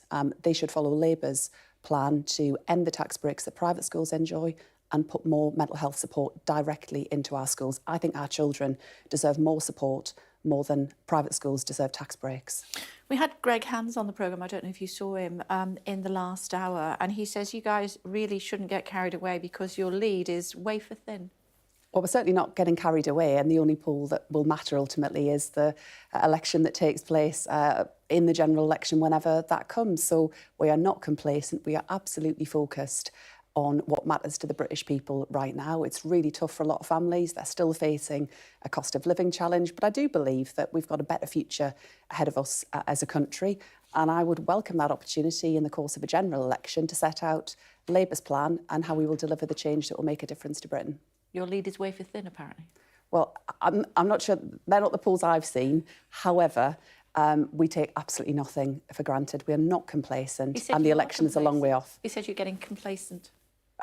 No, absolutely not. I mean, time and again, we are quite rightly told by Keir Starmer to focus on how we win that election. That is absolutely what we're doing. And when you've lost 4 general elections on the bounce, as Labour has done, I can tell you that makes you anything but complacent. He says the economy is not safe in your hands. Well, I think families going to Christmas right now will know that actually they're worse off under the Conservatives. They'll be going to do Christmas shopping. They'll be looking at what they can afford. And with the levels of food price inflation that we've seen, I know from speaking to constituents, they're often faced with really difficult choices about having to put things back because their money just doesn't stretch. And voters will ask themselves at the next general election, after 13 years of the Conservatives, are my family better off? But inflation's down to 3.9%. Well, that's a welcome relief for families after such high levels of inflation that we've experienced. But prices are still rising. It's important to emphasise that point. And alongside it, families are really facing the squeeze. Over the last 13 years, because of the failure around growth, but also the fact that wages haven't been keeping pace, people are worse off, families are worse off. They know it, they see it every single day, and they don't need Conservative politicians telling them that they should be grateful for this. Talk to me about assisted dying. It's in the headlines again because of the wonderful Dame Esther Ranson and the fact that she's stage 4 lung cancer. Where does Labour stand on a free vote? I'm guessing that you would be in favour of a free vote. That's been the long-standing position when this issue has come in front of the House of Commons previously. That was the case last time around when we had a vote in the Commons in which I took part. Which way did you vote then? I didn't feel able to support the proposition around assisted dying at that stage. I understand the arguments that people will make, and it's impossible not to feel a real sense of distress and upset to hear people who are, like Esther Ranson, experiencing just incredibly difficult times, and to know why they're making that argument. I have long had concerns about how we make sure that people are protected during any such process and that we don't put people under undue pressure. I know some disability rights groups have campaigned around this point in the past. On this issue, I will always, continue to look at the evidence, continue to reflect upon the position that I take. I know that is the case for all members of Parliament. This is a difficult issue, but it would be a conscience vote if a motion were to come back before the Commons. OK, and as things stand, you haven't changed your mind? No, I've not been persuaded about any legislation in this way. I'm not closed-minded on it. I think it's important that all of us as politicians continue to keep this area under review, but it will be a decision for each of us as individuals to arrive at. Finally, before I let you go, Greg Hands, when I put it to him earlier on today, I was saying that the Irish government had announced that they were banning all import and export rules for 24 hours on the 24th, Mel Stride, forgive me, 24th, 25th of December, so that Father Christmas could go across the boundaries easily. I'm guessing the Labour Party would support that. I'd support anything to make sure that children get those important deliveries on Christmas Day and wake up and make sure they've got some lovely presents to open from Santa. OK, lovely to see you. Thank you. Very much indeed. Thanks a lot. Well, speaking to the programme this morning, the Work and Pensions Secretary, not only Mel Stride, not only talked about Santa, also talked about the Rwanda bill, providing the tools to send thousands of migrants to the African nation. What we've got to do is get to the point How where... many people will you send? all those that come across illegally, we will be returning. And that's what that bill does. Not to Rwanda, though. Well, You might a large... with a couple of hundred. Well, the legislation that's going through Parliament at the moment means there's a very narrow, thin route for people potentially to stay and get granted asylum, but it's a very, very high bar. So you're As to the others, they will be... Tens of thousands will go to Rwanda. Well, they will be here. Once the legislation's through, that's what the legislation will facilitate. So you're saying tens of thousands of migrants will go to Rwanda? Once the legislation is through, and we have that there, we will then have the tools to do that. Well, we will then have the tools to do that. Because my understanding is it's just a few hundred. Well, once the legislation isn't through at the moment, but once the legislation is through, we will have the ability to send people to Rwanda as a safe country. Capri, I thought it was 200. Yeah, there are so many unanswered questions when it comes to this Rwanda plan. How much is it all going to cost? When are the flights going to take off? And how many migrants are going to actually go to Rwanda? Mel Stride, they're saying the tens of thousands, but initially the government was floating around figures in the hundreds. They then said that there wasn't a limit to how many they would send. But the problem is capacity, because Rwanda at the moment only has the capacity to house about a few hundred migrants. So you can, with all the wish in the world, send 10,000, but if you can't house them, then they can't go. And then the other thing is flights. Rishi Sunak yesterday in front of the liaison committee admitted that this all depends on whether commercial airlines are willing to actually fly migrants to Rwanda. There have been reports that some of them don't want to because of reputational damage. He also wasn't able to say when flights are actually going to take off, having initially said that the hope is they'd go before the spring. So a lot of unanswered questions before you can, with any confidence, throw around figures like tens of thousands. OK. He did. Let's see what happens. Thanks so much indeed, Capri. Thank you. Other news, the Foreign Secretary, Lord Cameron, is travelling to Jordan and Egypt this week to make the case for a sustainable ceasefire and further humanitarian pauses in Gaza. Let's get more, should we? Alex is standing by for us in Jerusalem. A sustainable ceasefire, Alex. Your thoughts on that this morning? Good morning to you. Well, it should be clear that what David Cameron is talking about when he's talked about a sustainable ceasefire is that Hamas need to be no longer part of the picture. The view of the British government is that you cannot have a sustainable ceasefire while there is a radical Islamist organisation in Gaza with the ability to fire rockets into Israel. Now, clearly, though, the calls around the world for a humanitarian stop to the fighting are growing. All attention has been really on the UN over the last few days. There was supposed to be a vote on Monday. It was delayed. It was then going to happen last night. It's delayed again. And there seems to be big questions for the Americans over the language that's being used. The language that has been proposed is a cessation of hostilities, but the Americans think that implies that Israel must stop its war. It won't be able to restart it. They want it changed, we think, to language like a pause in the fighting. The corollary of that would be that they can resume hostilities once there's been this humanitarian pause and hopefully once the hostages or more hostages have been released. There are also question marks over how the humanitarian aid goes in. Now, the proposal in the resolution is that there would be a UN-backed monitoring system. That is unpalatable to the Israelis, and again, the Americans have objected to that because Israel wants to be able to check all of the humanitarian aid going into Gaza. But the situation inside Gaza is getting more desperate every day. According to the health authority there, nearly 20,000 people have been killed since the ground operation was launched. The World Food Programme, Kay, says that as much as 60% of the population is approaching starvation. So there is a desperate need for a pause to ratchet up the amount of humanitarian aid that's going into Gaza. OK, for now, thank you. Weather for you? Warm memories wherever you go. The weather, sponsored by Qatar Airways. Mostly mild and unsettled weather will continue. Disruptive winds tomorrow, but northern Scotland will see colder spells. Rain is taking over more of the northwest right now, with snow on the Scottish Highlands, but most other places are dry. Cloud will become more extensive through the morning, bringing outbreaks of rain, heaviest over western Scotland. The weather, sponsored by Qatar Airways. It's beginning to look a lot like Christmas. How does Santa deliver presents when there's no chimney? I've got 3. This is what he does, though. He abseils down the side of the building. In Zagreb, around 30 Santas from the University Mountaineering Society grabbed their sacks and harnesses to bring some Christmas cheer to sick children and their families at the city's hospitals. Of course, there is only one Santa. These are all body doubles. And speaking on the programme this morning, the government said that they have taken the decision to grant special permission for Santa to reach all the homes across the United Kingdom.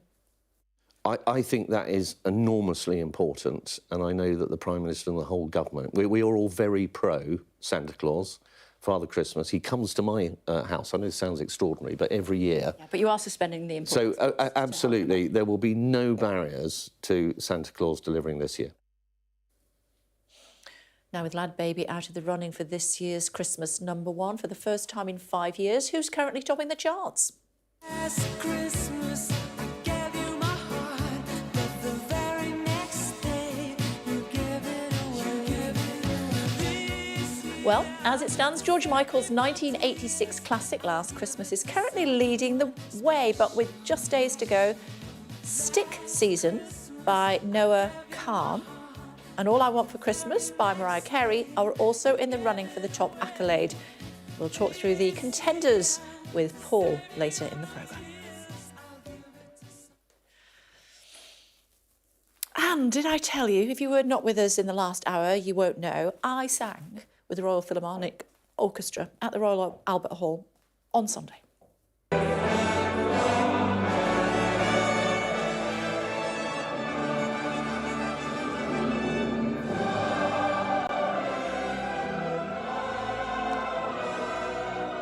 Did I forget to mention 5,000 other people were there as well? Anyway, it was absolutely fantastic. Carols at the Albert Hall.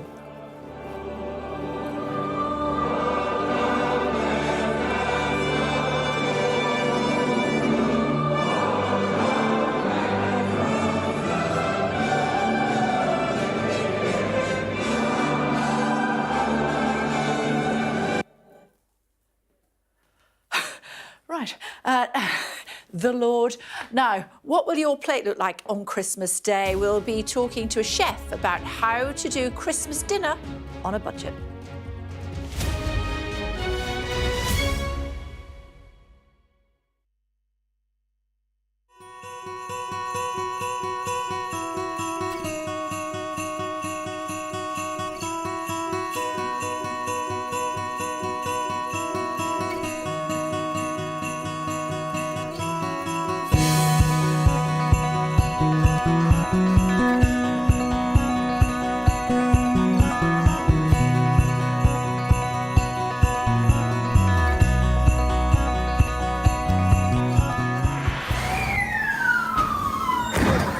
They've pushed the protesters further back here. There's around 200 or 300 still remaining. I'm Dan Whitehead and I'm Sky News' West of England correspondent. This van goes onto the streets of Plymouth 7 days a week, 365 days a year.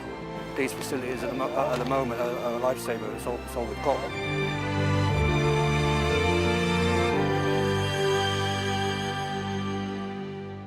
From fishing communities to bustling cities, we spend every day reporting from across the region, hearing from people who have real stories. I'll have nowhere to live for about 3 or 4 months. There are still people inside the properties here. They're coming from the epicentre of what is now a global health pandemic. We were seeing and speaking to young women who were selling themselves right on the high street. It was desperately sad, and the fact it was happening right in the heart of this community. Before Brexit, these oysters were being exported to the EU, but the trade stopped overnight. What's your feeling about the future then? Blake, might all be finished, I don't know.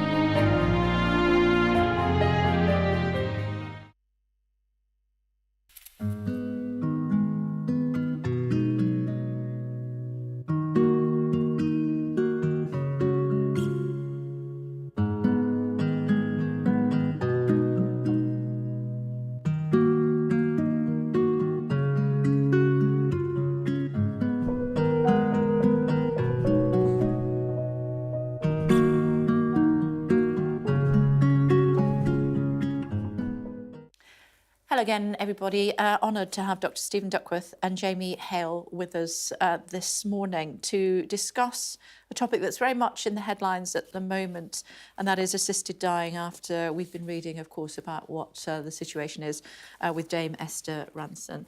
Dr. Stephen, you are in favour, and Jamie, you are from Not Dead Yet UK, and you are against a charity which opposes assisted dying. Tell me why. I think fundamentally that we've seen that in so many territories where it's been legalised in ways that have led to very avoidable suffering, and it has expanded far beyond terminally ill people in the last few weeks of life or months of life, and that is so difficult to predict. I think at the moment we're in a situation where the quality of care provided to disabled and dying people by an underfunded NHS is inadequate, and that this leads to a huge amount of avoidable suffering. But I don't think the answer to that is to encourage an early death. I think suicide prevention is valuable for all populations, and we should be focusing on ensuring that everybody has access to the quality of care they need to have the kind of death that they want, rather than thinking about how we can hasten it because we've not provided what people require.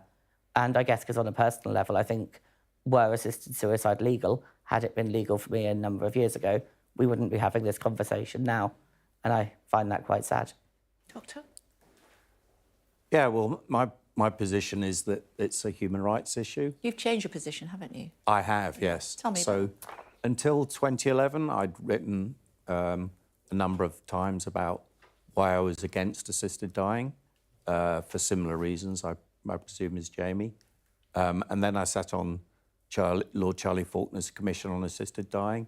We sat for 12 months, took evidence every month, and we had thousands of written submissions, visited various localities around the world where assisted dying had been legalised, and came to a conclusion after 12 months on the basis of the evidence presented to the Commission that I would change my mind. I think it is a human rights issue, I would agree. But I would argue that one of the fundamental human rights that we have and should preserve is the protection of people who who are in vulnerable positions, who are in minority groups, that we shouldn't be thinking about majority opinion as an argument for legalising something when it could harm smaller groups of vulnerable people. In terms of our autonomy to end our own lives, people already have that.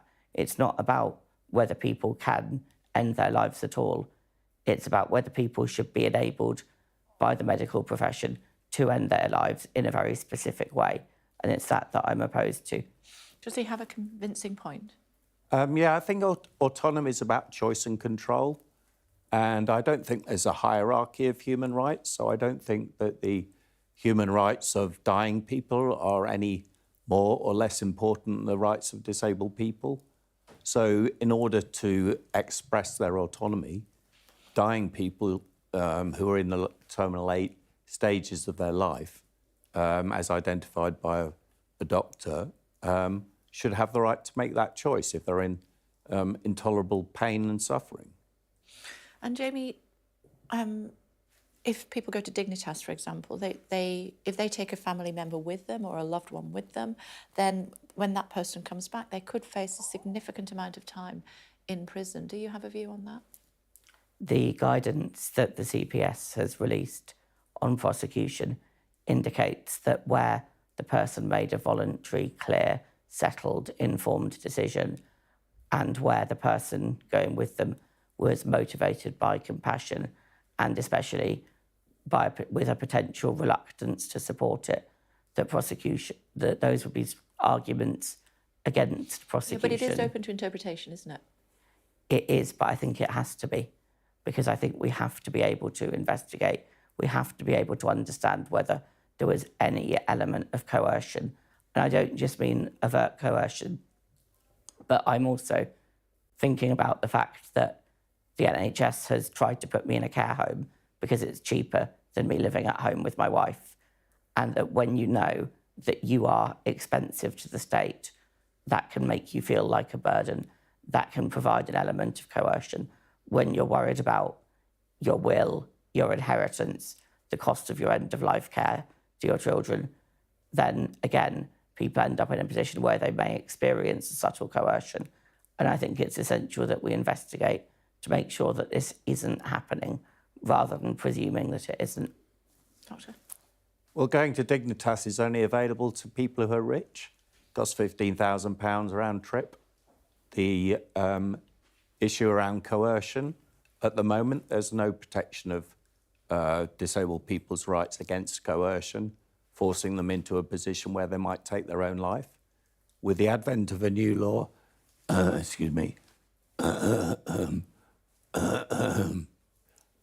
based on the model used in Oregon. Forgive me. Let me let you clear your throat. I'll come back to you. Are you okay? Okay, do go on. Yeah, is that... the model in Oregon? Yeah, the model in Oregon, if used in the UK, would require a High Court judge to assess an individual to ensure that there has been no coercion. At the moment, that's not covered. I mean, anybody can be coerced under the current legal status. The Isle of Man, as we know, is looking at this at the moment. I've been speaking to ministers and shadow ministers who say that it would be timely to look again at the laws, given that it is very much in the headlines at the moment and the British public have their own views. If you were speaking to members of Parliament, what would you say to them? That there is no decision here that doesn't result in a group of people suffering, and that I greatly fear a situation in which disabled people are encouraged by the state to end their lives prematurely. Stephen refers to Oregon, where 90% of people said that the most important reason for them choosing assisted suicide was loss of autonomy. And I experienced that loss of autonomy as my condition progressed. And that would have probably been my key reason as well. And then I received a social care package that gave me back my life, my independence. I moved into work, I got married, all things that had seemed impossible to me. And I fear that the loss of autonomy is fundamentally a result of social decisions and a lack of support around disabled people, and that people shouldn't be supported to end their lives in a situation where actually changes in how they are supported by the state could be influential. And we know that, for example, in Canada, people are explicitly choosing what they call medical aid in dying because they're unable to access things like housing, because they're living in poverty, and where the state is saying, we won't fund this for you, but we will fund medical aid in dying.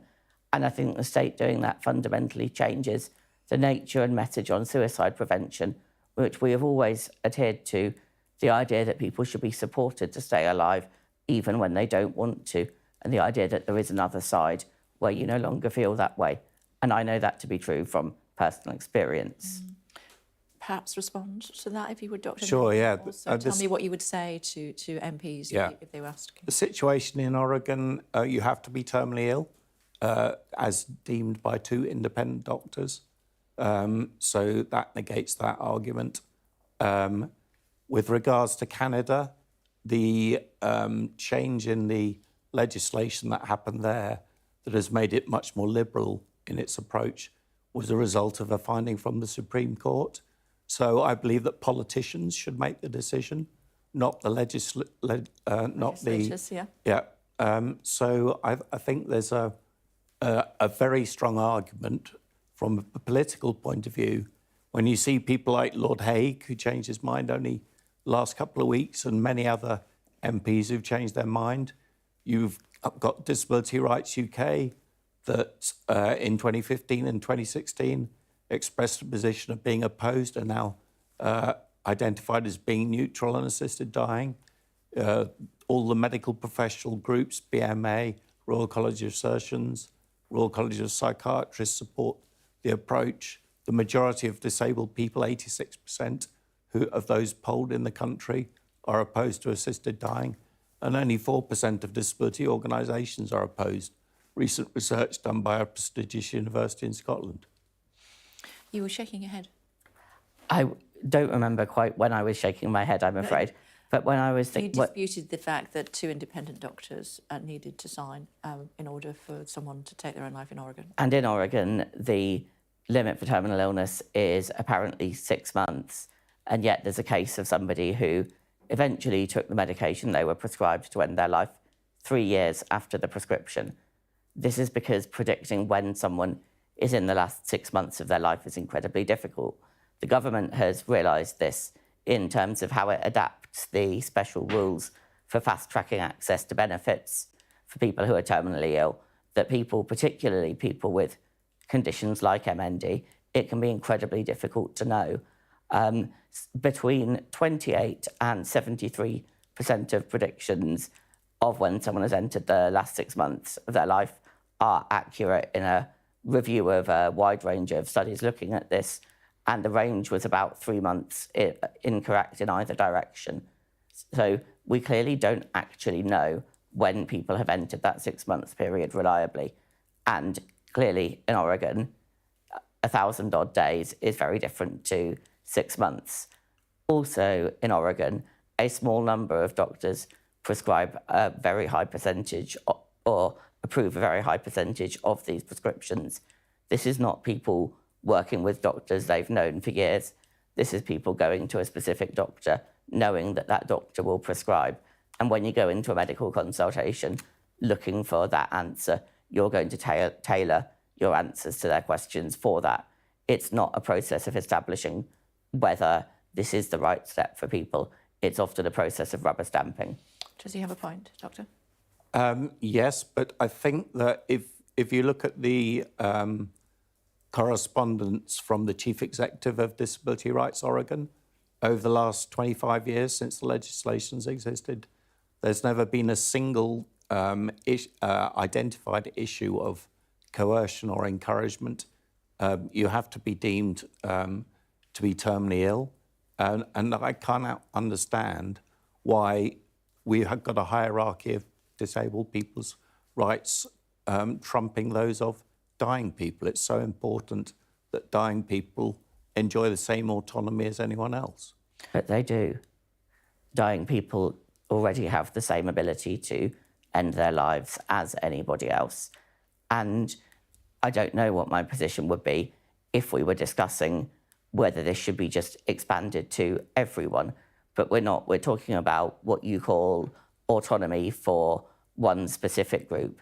And yet the impact is going to be felt across society. Okay. Final thought, Doctor.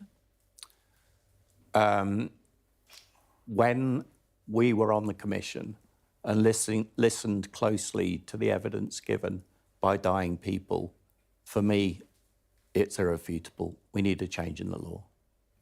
Gentlemen, very much appreciate you taking the time to join us this morning on the programme. Merry Christmas to both of you. Thank you very much indeed. Thank you. Back in just a second.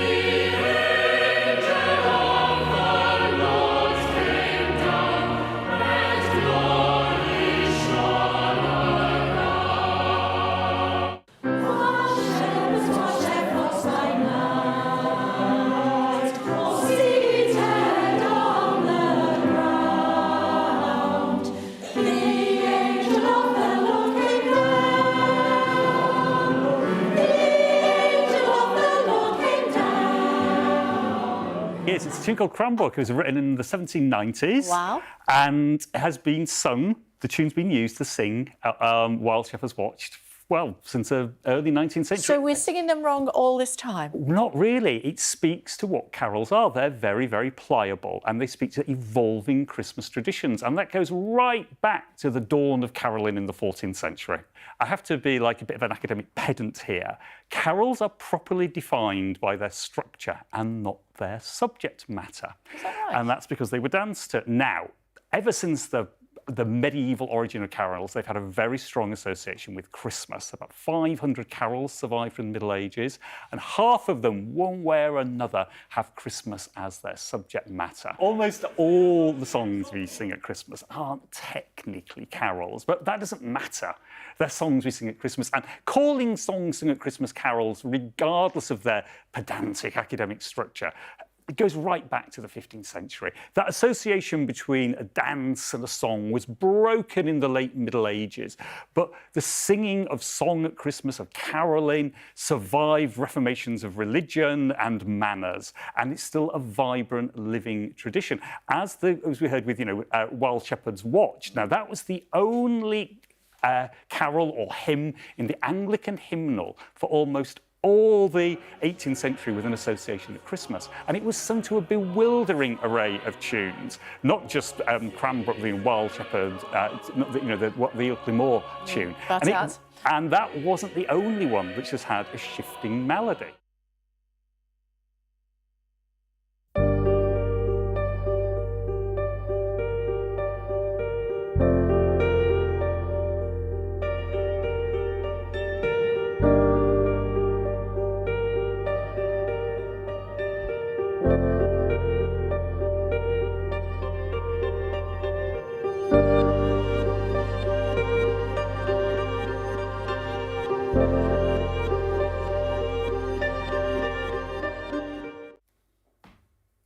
Junior doctors on strike again. We've sent Milena down to a picket line. Hi, what's going on down there at UCH?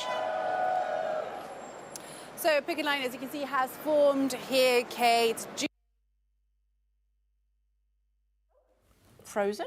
I think we might go back. They walked out at 7 o'clock this morning in something that health leaders have said is realization of their worst fears, because it comes during the busiest time of the year for the NHS. Now, we know that urgent and emergency care will be prioritised, but all other forms of care will be disrupted.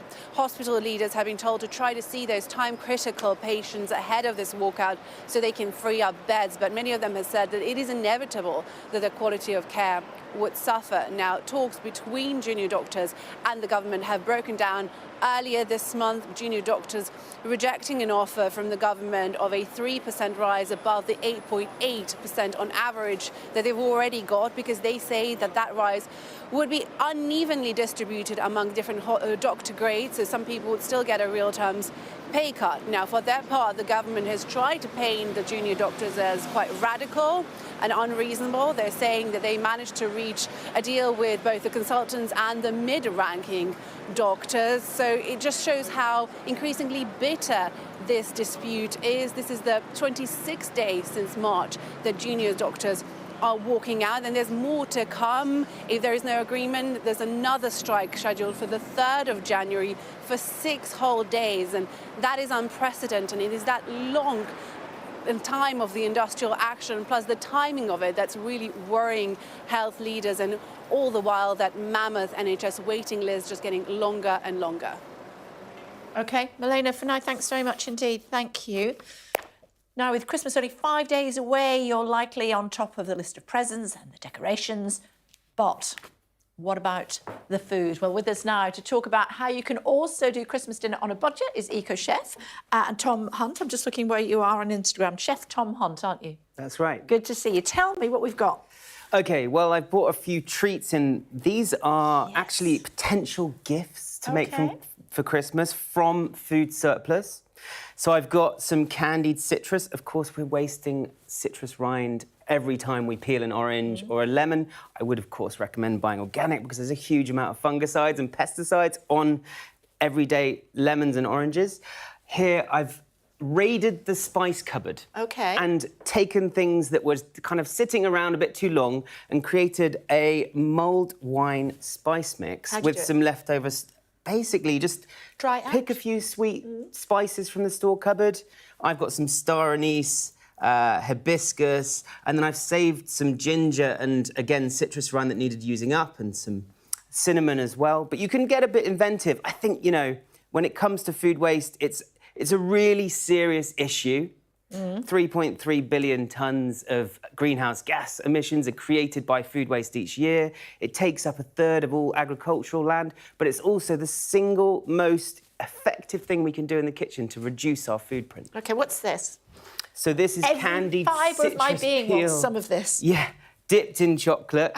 This is this is... So you just melt the chocolate, dip the candy. Well, you candy the citrus, so you boil it like you would for marmalade in a sugar syrup until it softens up, and then you dip it in sugar. You can buy these for a premium in a supermarket, but they're really, really easy to make yourself and fun. I think, you know, when it comes down to it, like I was saying, it's a serious issue, but the solutions are enjoying, like, taste and flavour and experimenting in the kitchen and cooking with the whole ingredient. This is pears, is it? This is my candied vodka. Oh. I've been writing a column for The Guardian for the last 5 years called Waste Not, taking different byproducts and ingredients and helping people reduce waste in a domestic setting. This is my candied vodka. So if you've got I don't know, people say they don't have certain things left over, but in our house, after Halloween, we've got a bounty of sweets. And so... Not in our house. Pop them in your vodka, Pop them in your vodka if you've got any, and make a candied vodka, which is a delicious aperitif at Christmas. Oh, amazing. Fantastic. But it's all about using the whole ingredient too. Oh, this is this? That's that. OK, that's fantastic. That. Yeah. Now, sprouts, love sprouts. Yeah, so... How do you cook your sprouts? Well, I love to roast them, actually. Do you?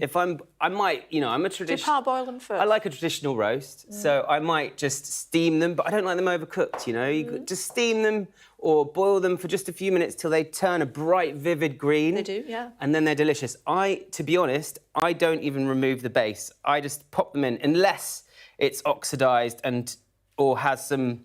I never peel anything, right? I don't even peel my roasties. OK. And that might be controversial. OK. But... Let me come to the roasties after you've told me about these. So what I do is I parboil them, and then I put them in a frying pan and fry them off, and then put a bit of bacon in, and then some sour cream. That is a nice recipe. I know, right? I'm going to steal that one. OK, with the sour cream as well. Yeah, delicious. Yeah. That's inspiring. And this? Cauliflower. I practice a style of cooking called root to fruit eating. Okay. And what it means is to practice complete consumption, so eating the whole ingredient. So never peeling leaves? anything, eating the leaves, the stalk, the heart, everything in between, because it's all delicious and hyper-nutritious. Actually, How do you often cook the these? greens are more nutritious Yeah. on a beetroot, carrot, or cauliflower than the actual vegetable itself. So how do you cook the leaves? They can replace any green, so spinach or kale, they're very similar. If you see, the ribs here Yeah. are more tough, and often we prepare Let and me hold that refine and our show people. vegetables. I'll get rid of that. Yeah. There we go. So these bits here. Yeah. So we, naturally refine our ingredients, and often we discard the more fibrous parts. But of course, we're lacking fibre in this our bit here, diets. yeah. All we have to do is finely chop it. Like a steak that might be more fibrous, a chef would know to cut that across the grain, because you're cutting the fibres to be short and digestible. Right. The same goes for a fibrous ingredient, like a cauliflower leaf. You just need to pull off the leaf, use it just like spinach or kale, and then very finely chop the thick stems. The smaller ones are It's actually fine, fine, just yeah. steamed with a bit of Wanna olive tell me oil or about the spuds? roasted. Tell me about the spuds. Spuds. Okay, never peel anything, right? Yeah. The nutrition's in the skin. At least that's what my granny used to say. There you go. My Yeah. granny too. But, OK, so my no-peel roasty, parboil them. It's a recipe in my first book, The Natural Cook. Portuguese punch potatoes. Okay. So you steam them or boil them until they're soft enough to punch. Yeah. You crush them, and then you roast them hard with lots of olive that's oil, great. different flavourings that 30 you might seconds to normally. offer. Paprika. So Yep, great. carrots are amazing for us. 20 Carrots, seconds, you can tell eat me. the greens, don't peel them. But the one recipe I did want to mention, which is a little bit quirky, Really quick. is Brussels sprout kimchi. Oh, OK, well, we'll find that on Check- your Instagram. You'll find that on my Instagram on the Guardian column, Okay. Waste Not, or in my new Great. cookbook, But I'm going to Eating steal for one of Pleasure, these if People I and may. Planet. I'll see you at the top of the next hour. Thanks.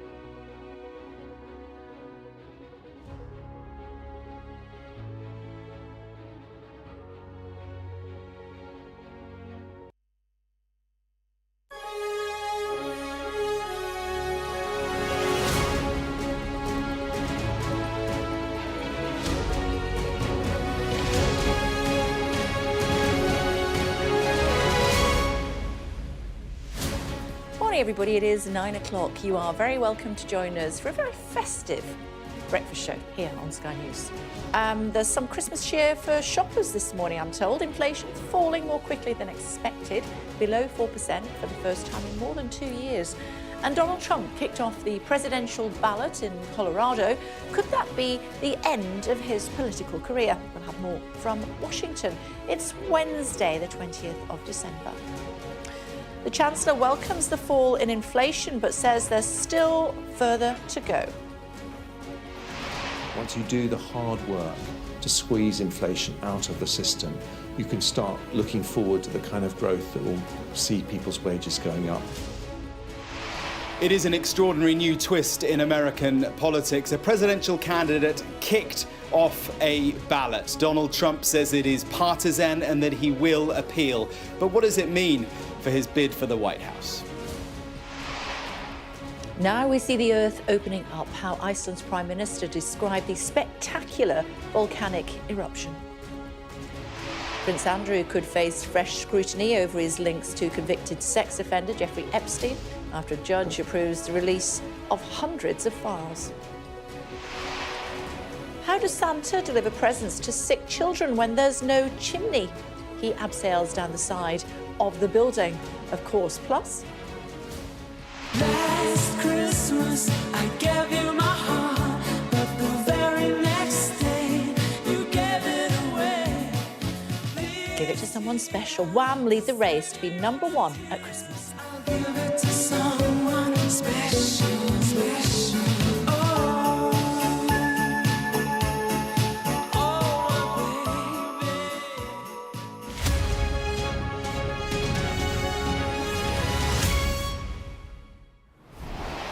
Laura, and in fact, it's not, it's Paul. I was expecting Laura. She'll be with us shortly. And Gurpreet here with me as well. Gurpreet, what are we talking about today? So a couple of things on the politics front. Firstly, another by-election, this time in Wellingborough, after Peter Bone, the MP, was suspended following allegations of bullying and sexual misconduct. We've also had Mel Stride on the show, the Pensions and Work Secretary, who's claiming tens of thousands of migrants will be going to Rwanda. I'll be looking at some of those figures. How many have gone so far? Yeah, that's 0. However, good news for the government. Yeah, good news for the government and for consumers. For the rest of us, inflation is not rising as fast as it was. 3.9% was the figure for Consumer Price Index of inflation in November. That's a chunky 0.7% fall on the previous month, better than expected. OK, this is what the Chancellor told you this morning. Well, the only way that we can make life better for families who are working very hard and feeling that they are in a cost of living crisis, the like of which they haven't seen for many, many years, is to get the economy growing sustainably. And that means you have to bring down inflation. And that's why the Prime Minister's main pledge at the start of this year was to halve inflation. He has more than delivered that. Once you do that, once you do the hard work to squeeze inflation out of the system, you can start looking forward to the kind of growth that will see people's wages going up. On top of which, when we can, we want to bring down the tax burden so that people keep more of the money that they earn every month. When inflation figures are good, it's down to the government, of course. Yeah, and when they're not, perhaps less so. The Chancellor hailing this fall in inflation, you'd expect him to. The context here is the Prime Minister set this as one of his 5 pledges to halve inflation. It's the one that unequivocally has been delivered down to 3.9%. That's less than half of the 11% peak just over a year ago. The general view is that most of the work here is done by the Bank of England and the increase in interest rate. Really sharp rise, up to 5.25% now. The question that will follow this second month in a row, there's been a big chunk taken off inflation, is whether that has consequences for whether interest rates might start to fall. Worth just reflecting, across the board, this fall in inflation, it's a broad-based fall, as economists would put it, which is good news. Food inflation is still over 9%, but it's lower than it was. Alcohol also. Clothing, still 5.7%. But it's lower than it was. One interesting number here, there's deflation in transport costs, minus 1.4%. Actually, prices genuinely falling, and people will know that if they filled up their cars. That's largely an impact of falling oil prices and cheaper petrol prices. Will interest rates start to follow any quicker? The Bank of England certainly won't say so. All their messaging is we're in for the long haul because most of the impact, so only about half of the impact they're expecting from the squeeze of interest rates has actually been felt. But if rates continue on this path, the pressure will build. I should say that's still double the target, nearly double. 2% is the target. So these are still really high prices and a high rate of inflation for people to deal with. So while it's good news, families, and we all know the cost of living squeeze is absolutely still in effect. And while we're being festive, you did ask the Chancellor where my card was. And here it is. He's very kindly sent me his family Christmas card, which is lovely. Only needed to be prompted a little bit by you. I have to say, let the record state that Rachel Reeves already sent me hers. Well, he was surprised that you hadn't received it, and then, as if by magic, but fixed it. Yeah, no postal delays. Okay, by hand from Downing Street. Exactly, and you got one too. I think I have. I'm going to open it and see what it says. Yeah. It's good to see you. Thanks very much indeed. Thanks a lot. Other news, Donald Trump has been kicked off the ballot in Colorado. The state Supreme Court has ruled that he can't run for president because of his role in the 2021 Capitol riots. Here's Mark. This is quite a moment, and it is quite a surprise. Bear with me, because it's not altogether straightforward, but potentially, it is highly significant. Last month, the lower court, a district court in the state of Colorado, ruled that Donald Trump had been involved in the insurrection and was helping to incite the insurrection here in Washington on January the 6th, those Capitol Hill riots. But that lower court ruled that despite the fact that he was involved in it, that did not disqualify him in the state for running for president in the ballot there, the primary there for the candidate for president. But last night, the upper court in Colorado, the Supreme Court of the state, while it agreed that he was involved in the insurrection, it disagreed with the lower court that didn't disqualify him from becoming president. It ruled that it did disqualify him from becoming president, and so his name has been removed from the ballot in that state. Now, the question is what that means more broadly. It will go almost certainly to the Supreme Court of the land here in Washington, D.C. That, of course, is weighted in Donald Trump's favor because of judges that he appointed when he was last president. So what will they decide? Will they believe that this is a political decision made by Democrat judges in Colorado, or will they believe that actually those judges were looking at constitutional law? Because it all stems back to, again, bear with me, the third section 3 of the 14th Amendment of the United States Constitution, or the disqualification clause as it's known, which bars any person from holding federal or state office who took an oath to support the Constitution of the United States and then engaged in insurrection. So the Supreme Court will almost certainly decide whether or not this local decision can be upheld. If it can be, well then is a precedent set for other states across the land to follow.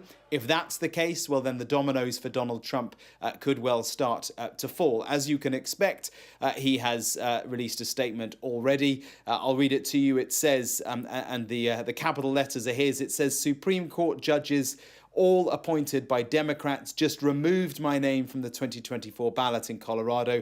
The Soros-funded Democrats who incited the lawsuit will immediately use this tyrannical ruling to challenge us in the remaining 49 states. Crooked Joe and the Democrats know they can't beat us at the ballot box, and so the new plan is to nullify every single Trump ballot in the nation to keep Biden in the White House. Make no mistake, Trump says, we will appeal this decision immediately. We will take this fight all the way to the United States Supreme Court. If the Supreme Court upholds this, if they believe that actually, yes, those judges in Colorado were looking specifically at constitutional law, well, then other states may well follow. It's going to be quite an anxious Christmas for Prince Andrew. Why? Laura's here. Morning. Hello. Lovely colour. Thank you. Christmassy. Yes, a judge in the US has said that a load of documents can be unsealed. They can be released. Sign the order for that. The documents basically name over 170 people who have connections to Jeffrey Epstein. Prince Andrew's name could be on the list. And in particular, some of the evidence that could come out in these documents is relating to a woman called Joanna Sjoberg. It might not be a name anyone knows, but she is the woman who has made accusations against Prince Andrew that he groped her breasts while sat on a sofa in Jeffrey Epstein's apartment in Manhattan back in 2001. Obviously, Prince Andrew has strongly denied any of these allegations in the past, but some very difficult questions. So the deal is these documents will be released on the 1st of January. Those named have until then to make an appeal against it. So if that appeal isn't made, then come the beginning of the new year, we will hear and read more of the evidence connecting to that. So some very difficult questions potentially facing Prince Andrew in the new year. We don't know if he's going to be taking part in the big Sandringham Christmas Day event where we're expecting to see all the senior members of the royal family, the working royals, because remember, he is no longer a working royal, over all the allegations that surrounded him. Allegations he denied, but we know he did settle out of court early last year for a huge sum of money, we understand. OK. If he is named, and it will be embarrassing, obviously, is there anything else that might happen? Because we know Charles is not particularly happy with him, the king, and it was the late Queen that really had his back. She was protecting him throughout. Look, it depends. The family never comment. You won't hear comments about private issues such as this. But there was always a sense that it was the Queen who did everything she could to stop him being stripped of all those roles that were so important to him, his honorary military roles and the like. I think there are some awkward questions, some uncomfortable questions. It depends what the lawyers, the legal team decide to do. If he is one of the named, are they going to appeal it? In which case it goes away for a bit, doesn't it?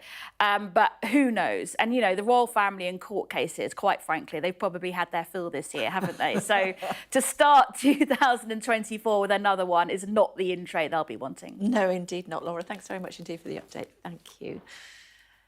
Other news, a volcano in Iceland could go on erupting for weeks. Let's get more with Thomas. Last night when we were here, the sky was glowing orange because of all the fountains of lava spouting into the air. This morning you can just about pick out the glow, red glow, or carpet of lava lying on the ground. But things do seem to be settling down somewhat, but scientists are warning this eruption is far from over. We could yet see more fire in the land of ice. After weeks of building pressure, molten rock from deep within the earth finally burst through. Fountains of lava erupted from a 4-kilometre rip in the ground, creating a 30-metre high wall of fire stretching across southwest Iceland. From a Coast Guard helicopter, authorities tracked rivers of glowing rock, hoping they'd spare critical infrastructure. We are just really happy that the town of Grindavik looks to be safe. The Blue Lagoon looks to be safe. The infrastructure, the power plants look to be safe. So this actually happened in the best possible spot we could have imagined. The authorities had plenty of warning. Grindavik was evacuated last month after rising magma triggered an earthquake swarm and opened a deep gash through the centre of the town. They're still cautious. From the edge of the exclusion zone, it's 6 miles to the orange glow of the eruption site. But while the authorities can keep people out of harm's way, they can do little about the plume of toxic volcanic gas. And the Icelandic Met Office fears the wind is about to change direction and blow it towards the capital, Reykjavik, just 20 miles away. But the risks were played down by the foreign minister. What we're seeing is an eruption which is much larger than the ones we have had in the past 3 years, which have been, so to speak, nice touristic eruptions. Luckily, at the moment, there is no life threat. The airport is open. Life carries on as usual. The eruption is currently slowing. The lava flow just a quarter of what it was and focused in a smaller area. They start with a lot of volume and then they slow down. And this one is slowing down, in a few hours. So we may be seeing the end of this eruption before Christmas. But that's far from certain, with other scientists warning that magma is still rising to the surface and the eruption could last for several weeks. So scientists don't have cameras underground, so they're having to use other ways of trying to make an educated guess on what happens next. And that includes satellites in space. And they're using GPS signals to look at how the ground is rising and falling as the magma erupts. Now, it had risen by 35 centimetres in some area, now slumped back down by around 5 centimetres, so not back to where it was. So is there more magma still to come? Well, that we don't know, and they are keeping a very close eye just to be sure whether there is going to be further fissures, cracks in the earth opening up with new lava flows that could threaten critical infrastructure. Junior doctors in England on strike again. Let's get more with Milena. Morning, Kay. That's right. Here in central London, a picket line of junior doctors has formed this morning. They walked out at 7 a.m. in what some health leaders have said is the worst fears that they've had realised, because this industrial action is taking place during the busiest time for the NHS in the winter. Now, we know that emergency and urgent care will be prioritised, but all other care will be affected. Hospital leaders have been told to try to see those time-critical patients ahead of this strike so they can free up some beds. But really, they say it's inevitable that the quality of care will be compromised. Now, talks between the Junior Doctors Committee of the BMA and the government have broken down earlier this month. Junior doctors rejecting a 3% rise offer on top of the 8.8% on average that they've already got. They say that it will be unevenly distributed among the different doctor grades, which means that some people will still get a real-time pay cut. Having spoken to people here, they also say that what they're doing is fighting for the future of their profession, because they graduate from medical school with hundreds of thousands of bills of student loans, and then their pay really does not make up for that, and they've got colleagues going to other countries where they can be paid better. Now, the government, for their part, have tried to paint junior doctors as unreasonable. They say they've managed to reach an agreement with both the consultants and other mid-ranking doctors. So this is an increasingly bitter dispute, and there's more to come with more industrial action plan for January for 6 whole days. All the while, this mammoth waiting list for the NHS is still growing. OK, for now, thank you. Now, never mind the chimney Santas are abseiling in Croatia to deliver gifts to those in need. Tell you more about that. Beavers returning to the Cairngorms for the first time in more than 400 years. More on that. And we'll be catching up with a charity who rescued an elephant crippled by the weight of carrying tourists in India. More on that.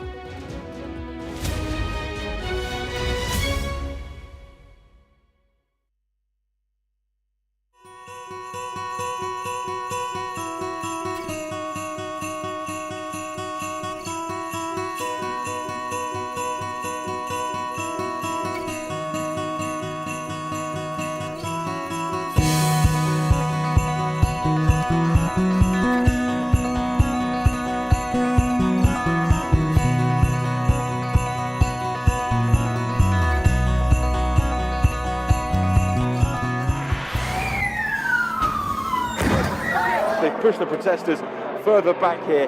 There's around 200 or 300 still remaining. I'm Dan Whitehead and I'm Sky News' West of England correspondent.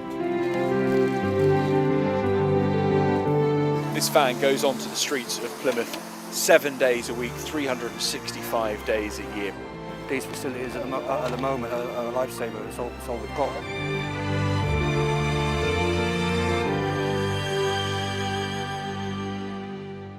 From fishing communities to bustling cities, we spend every day reporting from across the region, hearing from people who have real stories. I'll have nowhere to live for about 3 or 4 months. There are still people inside the properties here. They're coming from the epicentre of what is now a global health pandemic. We were seeing and speaking to young women who were selling themselves right on the high street. It was desperately sad, and the fact it was happening right in the heart of this community. Before Brexit, these oysters were being exported to the EU, but the trade stopped overnight. your feeling about the future then? Blake might all be finished, I don't know.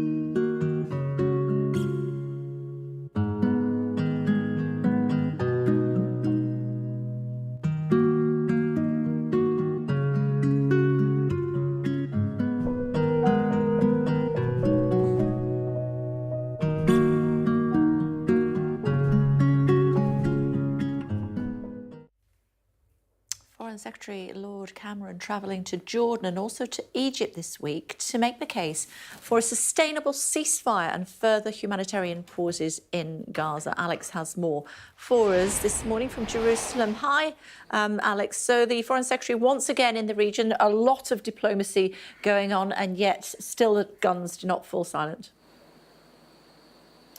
Yeah, good morning, Kay. Lots of moving parts, lots of negotiations going on behind closed doors. David Cameron going to Egypt and Jordan.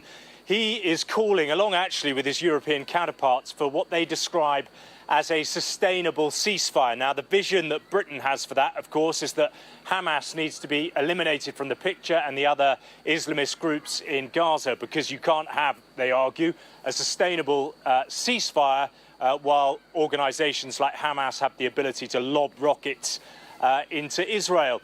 Now, there's also negotiations going on at the United Nations, again at the Security Council level. There was supposed to be a vote on Monday. That was delayed. It was delayed again last night. We're expecting it sometime today, but there are a number of sticking points really over the language. The wording cessation of hostilities appears to be causing some problems with the Americans taking issue at it because they want it changed to a pause in hostilities. Cessation suggests that Israel won't be able to carry on hostilities after a pause in fighting, after a humanitarian stop. There's also issue with the monitoring system for the delivery of aid. The resolution sees a UN monitoring body set up to see what's going in and out of Gaza, but the Israelis want to be involved in that. So that's a sticking point as well. As I understand it, those negotiations are still going on and we'll wait and see. But of course, the longer time goes on, the more desperate the situation becomes in Gaza. According to the health ministry there, nearly 20,000 people have been killed since the ground operation started. The World Food Programme says that up to 60% of the population are facing starvation. So you can see that there really is this need for a humanitarian ceasefire to allow more aid into the enclave. Okay, for now, thank you. Now, a subject very close to my heart. A wildlife charity has rescued an elephant crippled by the weight of carrying tourists in India. Despite suffering spinal injuries, Rama, the elephant, had also been forced to perform tricks for visitors. I don't know. Debbie Haynes, UK manager of Wildlife SOS, is joining us now. Hi, Debbie. How's Rama doing? Hi, Kay. Yeah, Rama's doing pretty well now. He's much happier than he was 6-7 weeks ago when we took him under our care. Yeah, that's for sure.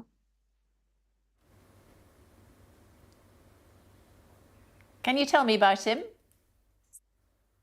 Yeah, Rama's a 25-year-old bull elephant, so a young male bull elephant. And he was being used for wedding ceremonies and attractions and carrying heavy weights. As a result of which, at the point where he came into our care, we actually found on a medical examination that he'd got 4 fractures in his spine. He's also got opaque corneas, so very poor eyesight. He was emaciated, dehydrated, and has got severe problems, abscesses from wounds that have been inflicted on him. So he's undergoing intensive medical treatment at our elephant campus, now our hospital campus in India.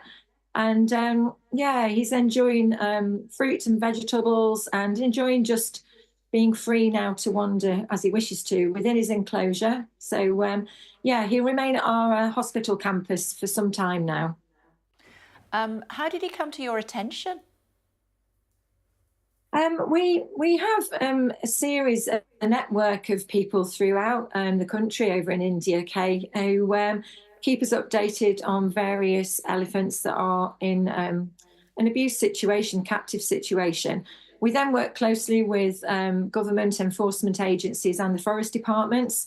And at the point where everything's in place for us to actually go and help an elephant, then that's how it came about. Sometimes it can be quite quickly, but more often than not, these things can take from 6 to 12 months from us getting an elephant on our radar to us actually being able to get everything in place for us to be able to help it. Rama's owner was actually quite helpful on this one. He appreciated that he needed medical attention, and that's how he then came into our care and we rescued him. Okay, how old is he? He's 25, so quite young for a bull elephant. They typically can live to 70, especially if they're not out in the wild. They will typically live longer. So he's going to be with us for the rest of his life now. So yeah, he'll receive, as all our elephants do, ongoing care at our elephant hospital and our Field of Dreams once he's fitter and able to go to be transferred there. And how do people help you? People can help us by, most importantly, not riding elephants when they go on holiday.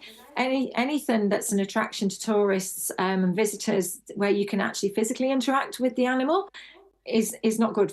They've been trained to do that, and the way that they're trained is very, very mentally and physically abusive to that animal. They can donate to us if they can go to our website, which is www.wildlifesos.org. Or they can contact myself. I'm based here in the UK.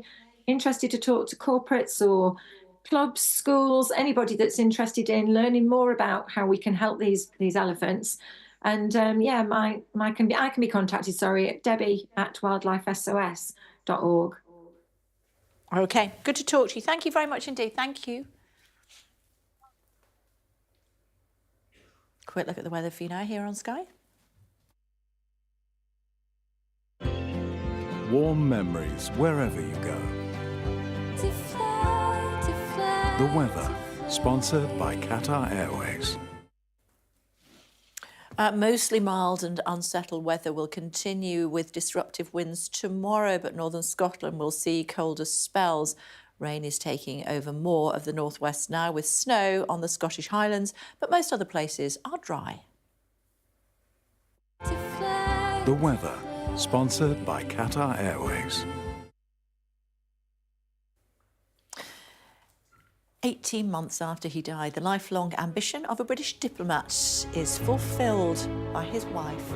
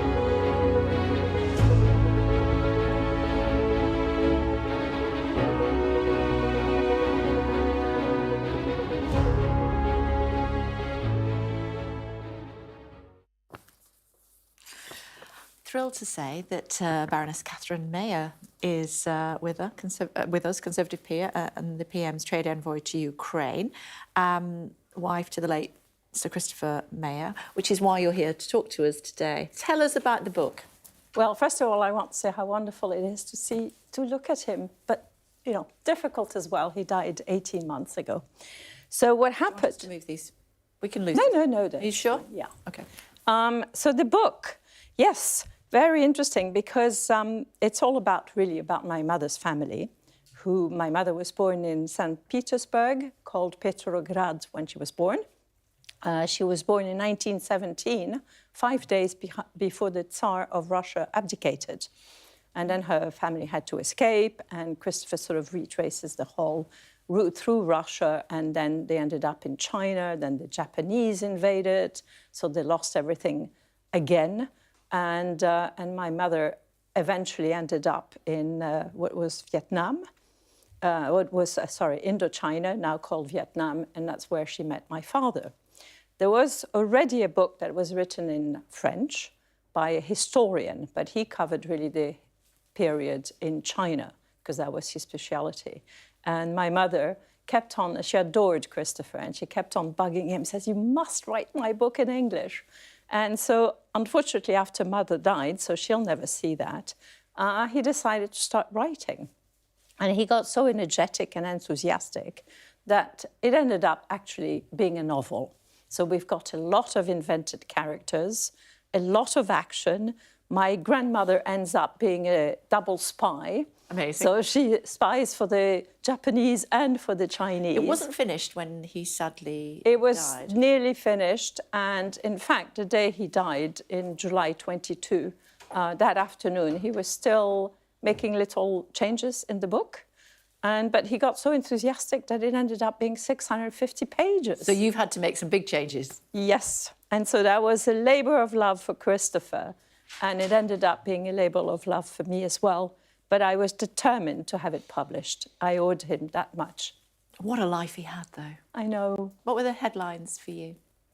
Well, how we met. Tell me. I went to lobby him when he was ambassador to Germany. And as you probably know, I had a problem with the German judiciary who kept my children, who I hadn't seen for 10 years, but that was earlier than that. So I was fighting to try and regain access to my children. And so I met Christopher. And apparently he had, because I had sent him my book beforehand, he was separated and he had arrived as the new ambassador to Germany. And of course, there was a queue of women outside, new single ambassador. And I arrived and I was about 4 kilos less than now and tired and looking dreadful. But I think, well, he will tell you, and I think he said that in his book. The moment I walked in, he knew that was it. I was the one. Amazing. And tell me about your time in America. Of course, he was there. You were there during 9/11, weren't you? Yes. I always say we arrived with Monica Lewinsky. And so in 1997, basically a week after we arrived, the whole story imploded.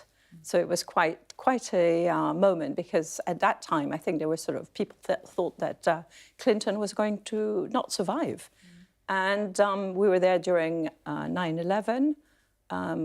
First of all, the elections, the recount. Before that, there was a Good Friday Agreement. 9/11 was awful. I mean, it is undescribable. And so Christopher was very involved with that, obviously. And then we stayed until Saddam Hussein. We left just at the beginning of the war. So it was 6 years of incredible events. What was it like being an ambassador's wife? I loved it. But I would say that Washington, especially in those days, I mean, Washington has changed quite a bit. That was 25 years ago we're talking about.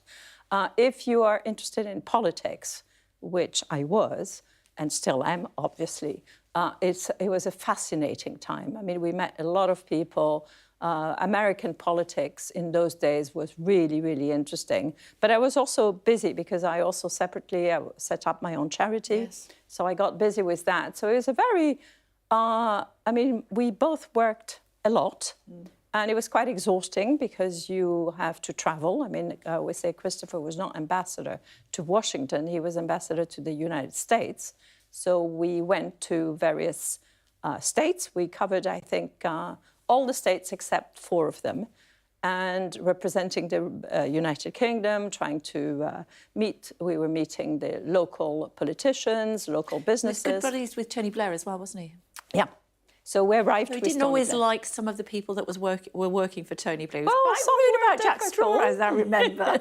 No, he liked Jack Straw, but he preferred Robin Cook, as it were. Or not preferred as a person. I mean, Jack Straw is a really nice person, and we got on very well with him. But I think on the political side, he was more in tune with his predecessor. That was it. And your fondest memory of him? Oh, everything. How supportive he's been. Yeah, and for instance, you know, I came with all my problems, and he sort of took me as I was, supported me. He was the love of my life. So, yeah, it's a bit difficult without him, but I always say I'm so happy that he died in a way that most people would wish to die. It was immediate. He didn't suffer. He didn't spend months in hospital. It was just a little bit early, and it was difficult for me, but for him, and that's my consolation. And then I'll meet him again. Indeed. Thank you for sharing the book with us, Survivors. Please by buy Christopher it. May. And it would make a good film or a good series. Yeah, it's lovely to see you. Thank you very much. Thank you very much indeed. It's great to see you. Bear with me 1 second, if you would. Let me tell you about Peter Bone. He's an MP. He's been suspended from the House of Commons, and I spoke to Mel Stride about him earlier. Clearly, he has a 19,000 majority, but we still have to fight for every single vote, which is what we will do. The one thing I would say, Kay, is that, and my colleagues on my side of the House feel this and experience it week in, week out, is when you knock on doors and you talk to people about the next general election, the tough choice that people are going to have to take. They say, I'm not what are they gonna likely vote to Tory. do? But what they don't say, and this is a significant thing, is I've got a burning passion to see Keir Starmer in number 10. Gurpreet, tell me more. So Labour are going to be sizing up this constituency. We've got another by-election, wide-eyed at the prospect of winning Wellingborough after wresting control from the Tories in Tamworth and Mid-Bedfordshire just 2 months ago. So this time, that's what, as I said, in Wellingborough, where Peter Bone faced a recall petition after being suspended from Parliament for 6 weeks back in October. It all relates to alleged bullying and sexual misconduct dating back to 2012, in which Mr Bone is said to have exposed his genitals close to a staff member's face. He denies all of that. 13.2% of the electorate in Wellingborough signed this recall petition, which has passed the 10% threshold that triggers a by-election. And it's another unwelcome distraction for the Prime Minister. You may remember when Rishi Sunak became Prime Minister, he promised to restore integrity to public life. And here he is facing another by-election because of a Tory sleaze scandal. Last time round, it was in Tamworth, where the by-election was ultimately called because the MP, Chris Pincher, was accused of groping. There, the Tory majority was 19,000. Labour whittled it away. In Wellingborough, it's 18,500. I think Labour will be confident going into it. OK, for now, thank you. Now, a seal on the northeast Norfolk coast has had a lucky escape after getting trapped between some rocks. Here he is. Have a look. He's a seal pup. He was buried up to his neck in sand and caught between the sea defence boulders. It could have drowned at the next high tide, but was spotted by a photographer who called the Friends of Horsey Seals charity. They sent a team to free the baby seal to return safely back to its mum. Eurasian beavers have returned to the Cairngorms National Park in Scotland for the first time in about 400 years. But one took some time getting used to its new surroundings, with rangers having to tip it out of a crate into its new home. After some encouragement, it eventually took to the chilly waters for its first swim, and its mate followed shortly afterwards.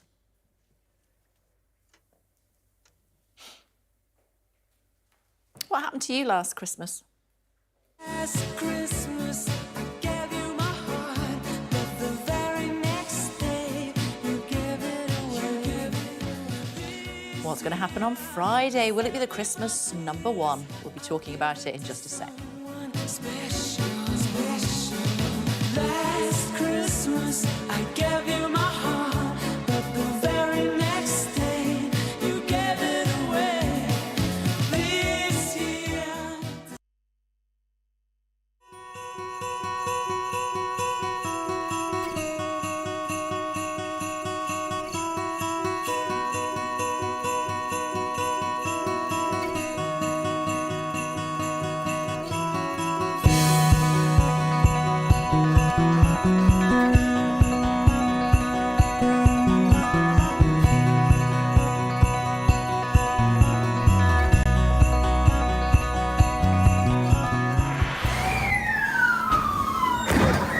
They've pushed the protesters further back here. There's around 200 or 300 still remaining. I'm Dan Whitehead and I'm Sky News' West of England correspondent. This van goes onto the streets of Plymouth 7 days a week, 365 days a year. These facilities at the moment are a lifesaver. It's all we've got.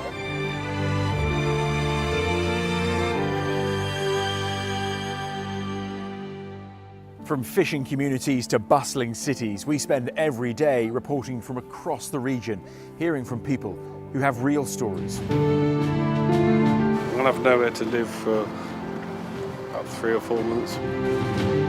There are still people inside the properties here. They're coming from the epicentre of what is now a global health pandemic. We were seeing and speaking to young women who were selling themselves right on the high street. It was desperately sad, and the fact it was happening right in the heart of this community. Before Brexit, these oysters were being exported to the EU, but the trade stopped overnight. What's your feeling about the future then? Blake, might all be finished, I don't know.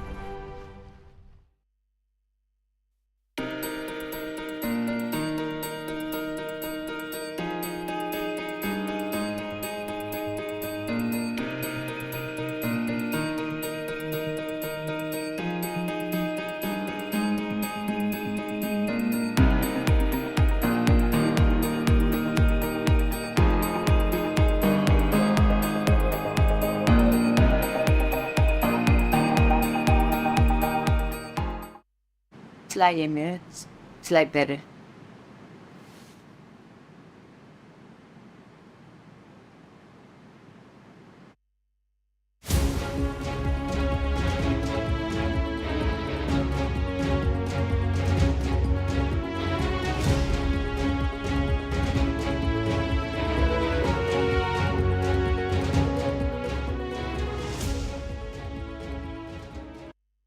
Fly Emirates, fly better.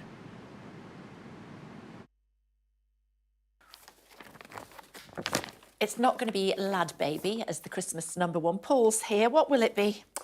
It's looking very good for Wham and Last Christmas, which has been #1 for the last 2 weeks. And looking at the midweek figures, they release some sort of vague idea of where things are. They are the leader at the moment with Wham. Should we have a listen? Yeah, absolutely.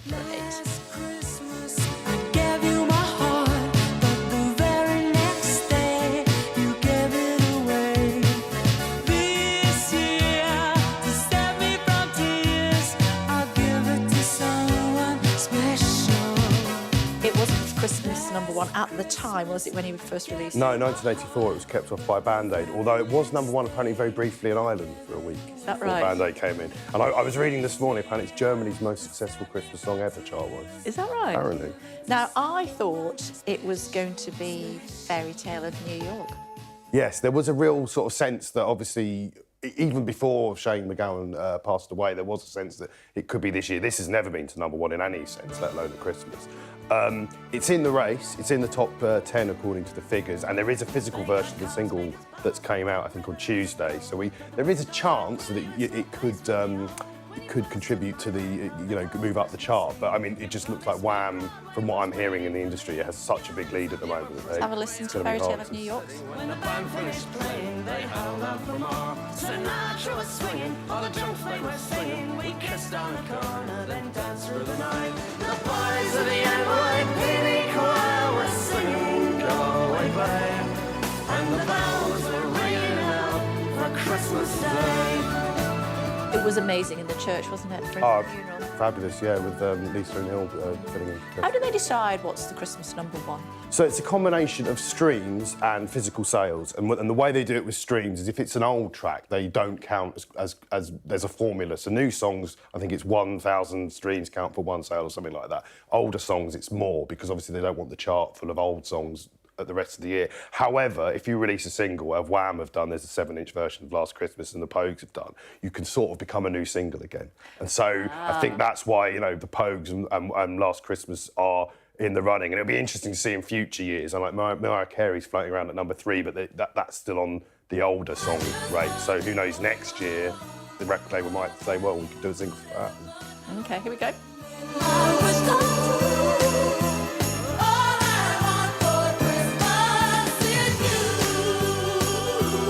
Listening to that again for the 75,000th time this Christmas. I really don't like that song. It's been very popular though, hasn't it? Yeah, it is perennial. Again, another one that never went to #1 on its release and has been to #1 since, but never Christmas #1. Yeah, but it's a real perennial. What about Slade? I love this song. We got it?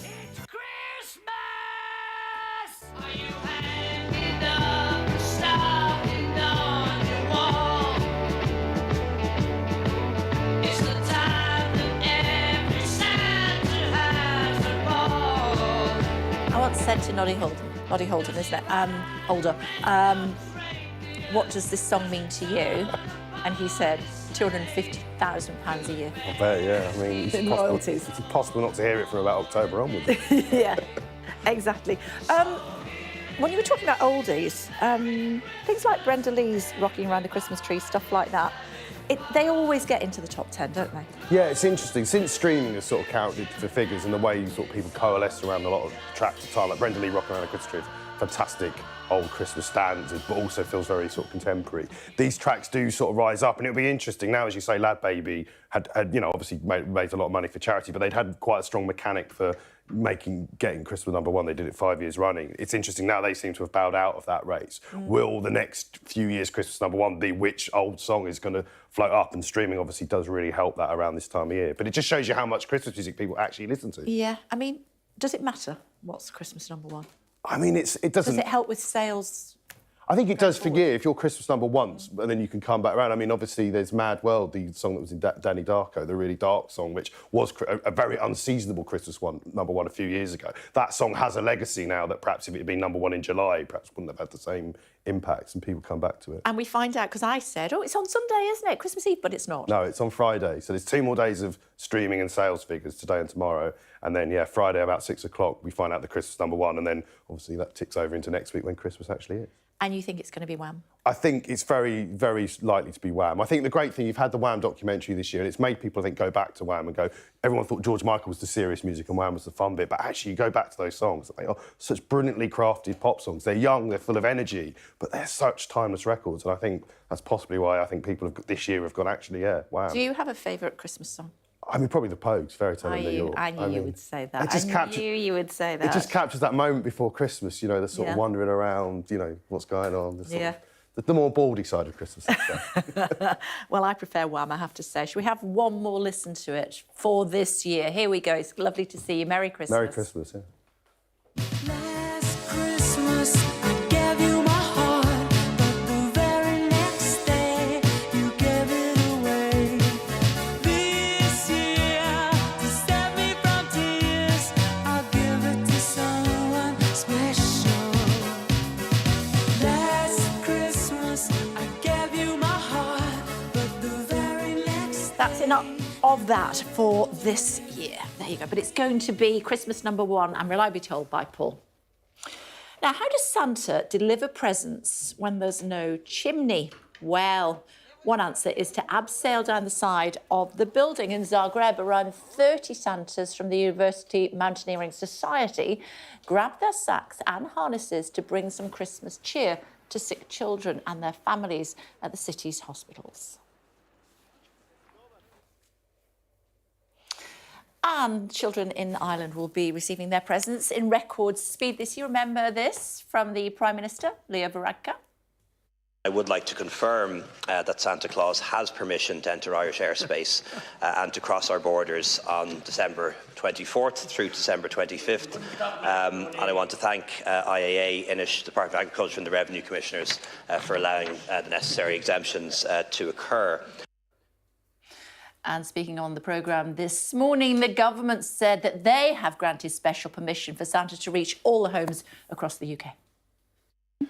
I think that is enormously important, and I know that the Prime Minister and the whole government, we are all very pro Santa Claus, Father Christmas. He comes to my house. I know this sounds extraordinary, but every year since I've been around, he's come and visited. Sorry, what do you leave out for him? I leave a carrot for the reindeer. Yeah. I leave a little glass of brandy. And some mince pies, and then what happens, I go down with my girls, and the next morning, always, the carrot has been nibbled out, so I know that the reindeer have been there. The brandy has been completely consumed. Unbelievable. Unbelievable. And in a kind of greedy fashion, it seems to me. You know, it's spilt all over the place. He's obviously in a rush. And there are normally some little footprints where the reindeer have come from the fireplace into the room. So yeah, but you are suspending the imports. So, absolutely, there will be no barriers to Santa Claus delivering this year. What about a few carols? Have you done any carol singing this year? Well, if you were with us earlier in the morning, you will know that I have been singing with the Royal Philharmonic Orchestra at the Royal Albert Hall.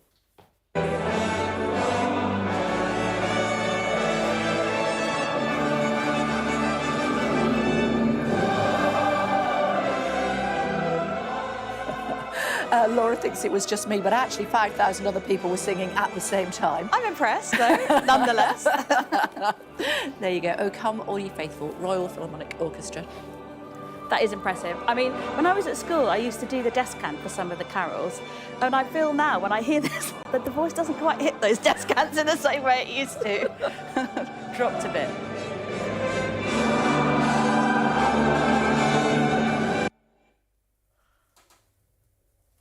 The Lord. What will the royals do?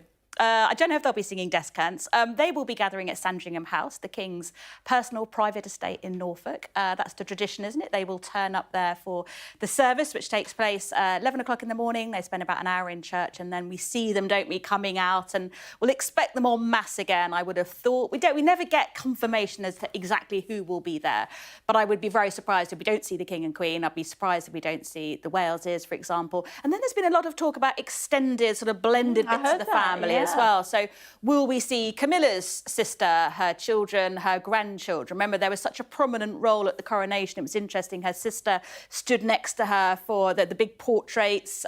She was in the cathedral, the abbey, helping her. Her grandsons were there, kind of as her pages. So they may well make an appearance.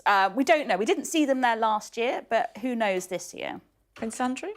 Well, he was there last year. Remember, that was a big moment, wasn't it? It was a big moment, full stop, at Sandringham, because they hadn't been there since COVID. Obviously, the first time the family had gathered there since the death of the late Queen. Andrew was there last year. He tends to stay on a property on the estate, not in the main house. Talk that he will be there this year, though, but a difficult year for him. We were chatting, weren't we, about, court documents being released that might name him, might make for some uncomfortable reading. So once again, the spotlight will be on him for all the wrong reasons. He's the sort of problem prince that no one really knows what to do with. Harry and Meghan? No, that's one thing I can probably say categorically, no, we won't see them. I mean, there's been a lot of, did they get invited, didn't they get invited? There always is. Were they invited to the King's birthday, weren't they? Anyway, but no, I do not think they will be there. But I do sense a softening around the relationship, though. Okay. So not this year, but maybe 2024 feels a long way away. Oh, yeah, almost a year away, in fact. In fact, a little bit more than a year away. It's lovely to see you. I'm sure we'll see you on Christmas morning. Thanks very much indeed. Quick look at the weather. Warm memories wherever you go. The weather, sponsored by Qatar Airways. Mostly mild and unsettled. Disruptive winds tomorrow, but northern Scotland seeing colder spells. Rain is taking over more of the northwest now, with snow on the Scottish Highlands, but most other places are dry. Cloud will become more extensive through the morning, bringing outbreaks of rain. The weather, sponsored by Qatar Airways. Coming up, Jane Secker will have the latest as junior doctors begin a 3-day strike in England. Whatever you're doing for Christmas, I hope it's happy and peaceful, and I will see you early in the new year. Merry Christmas.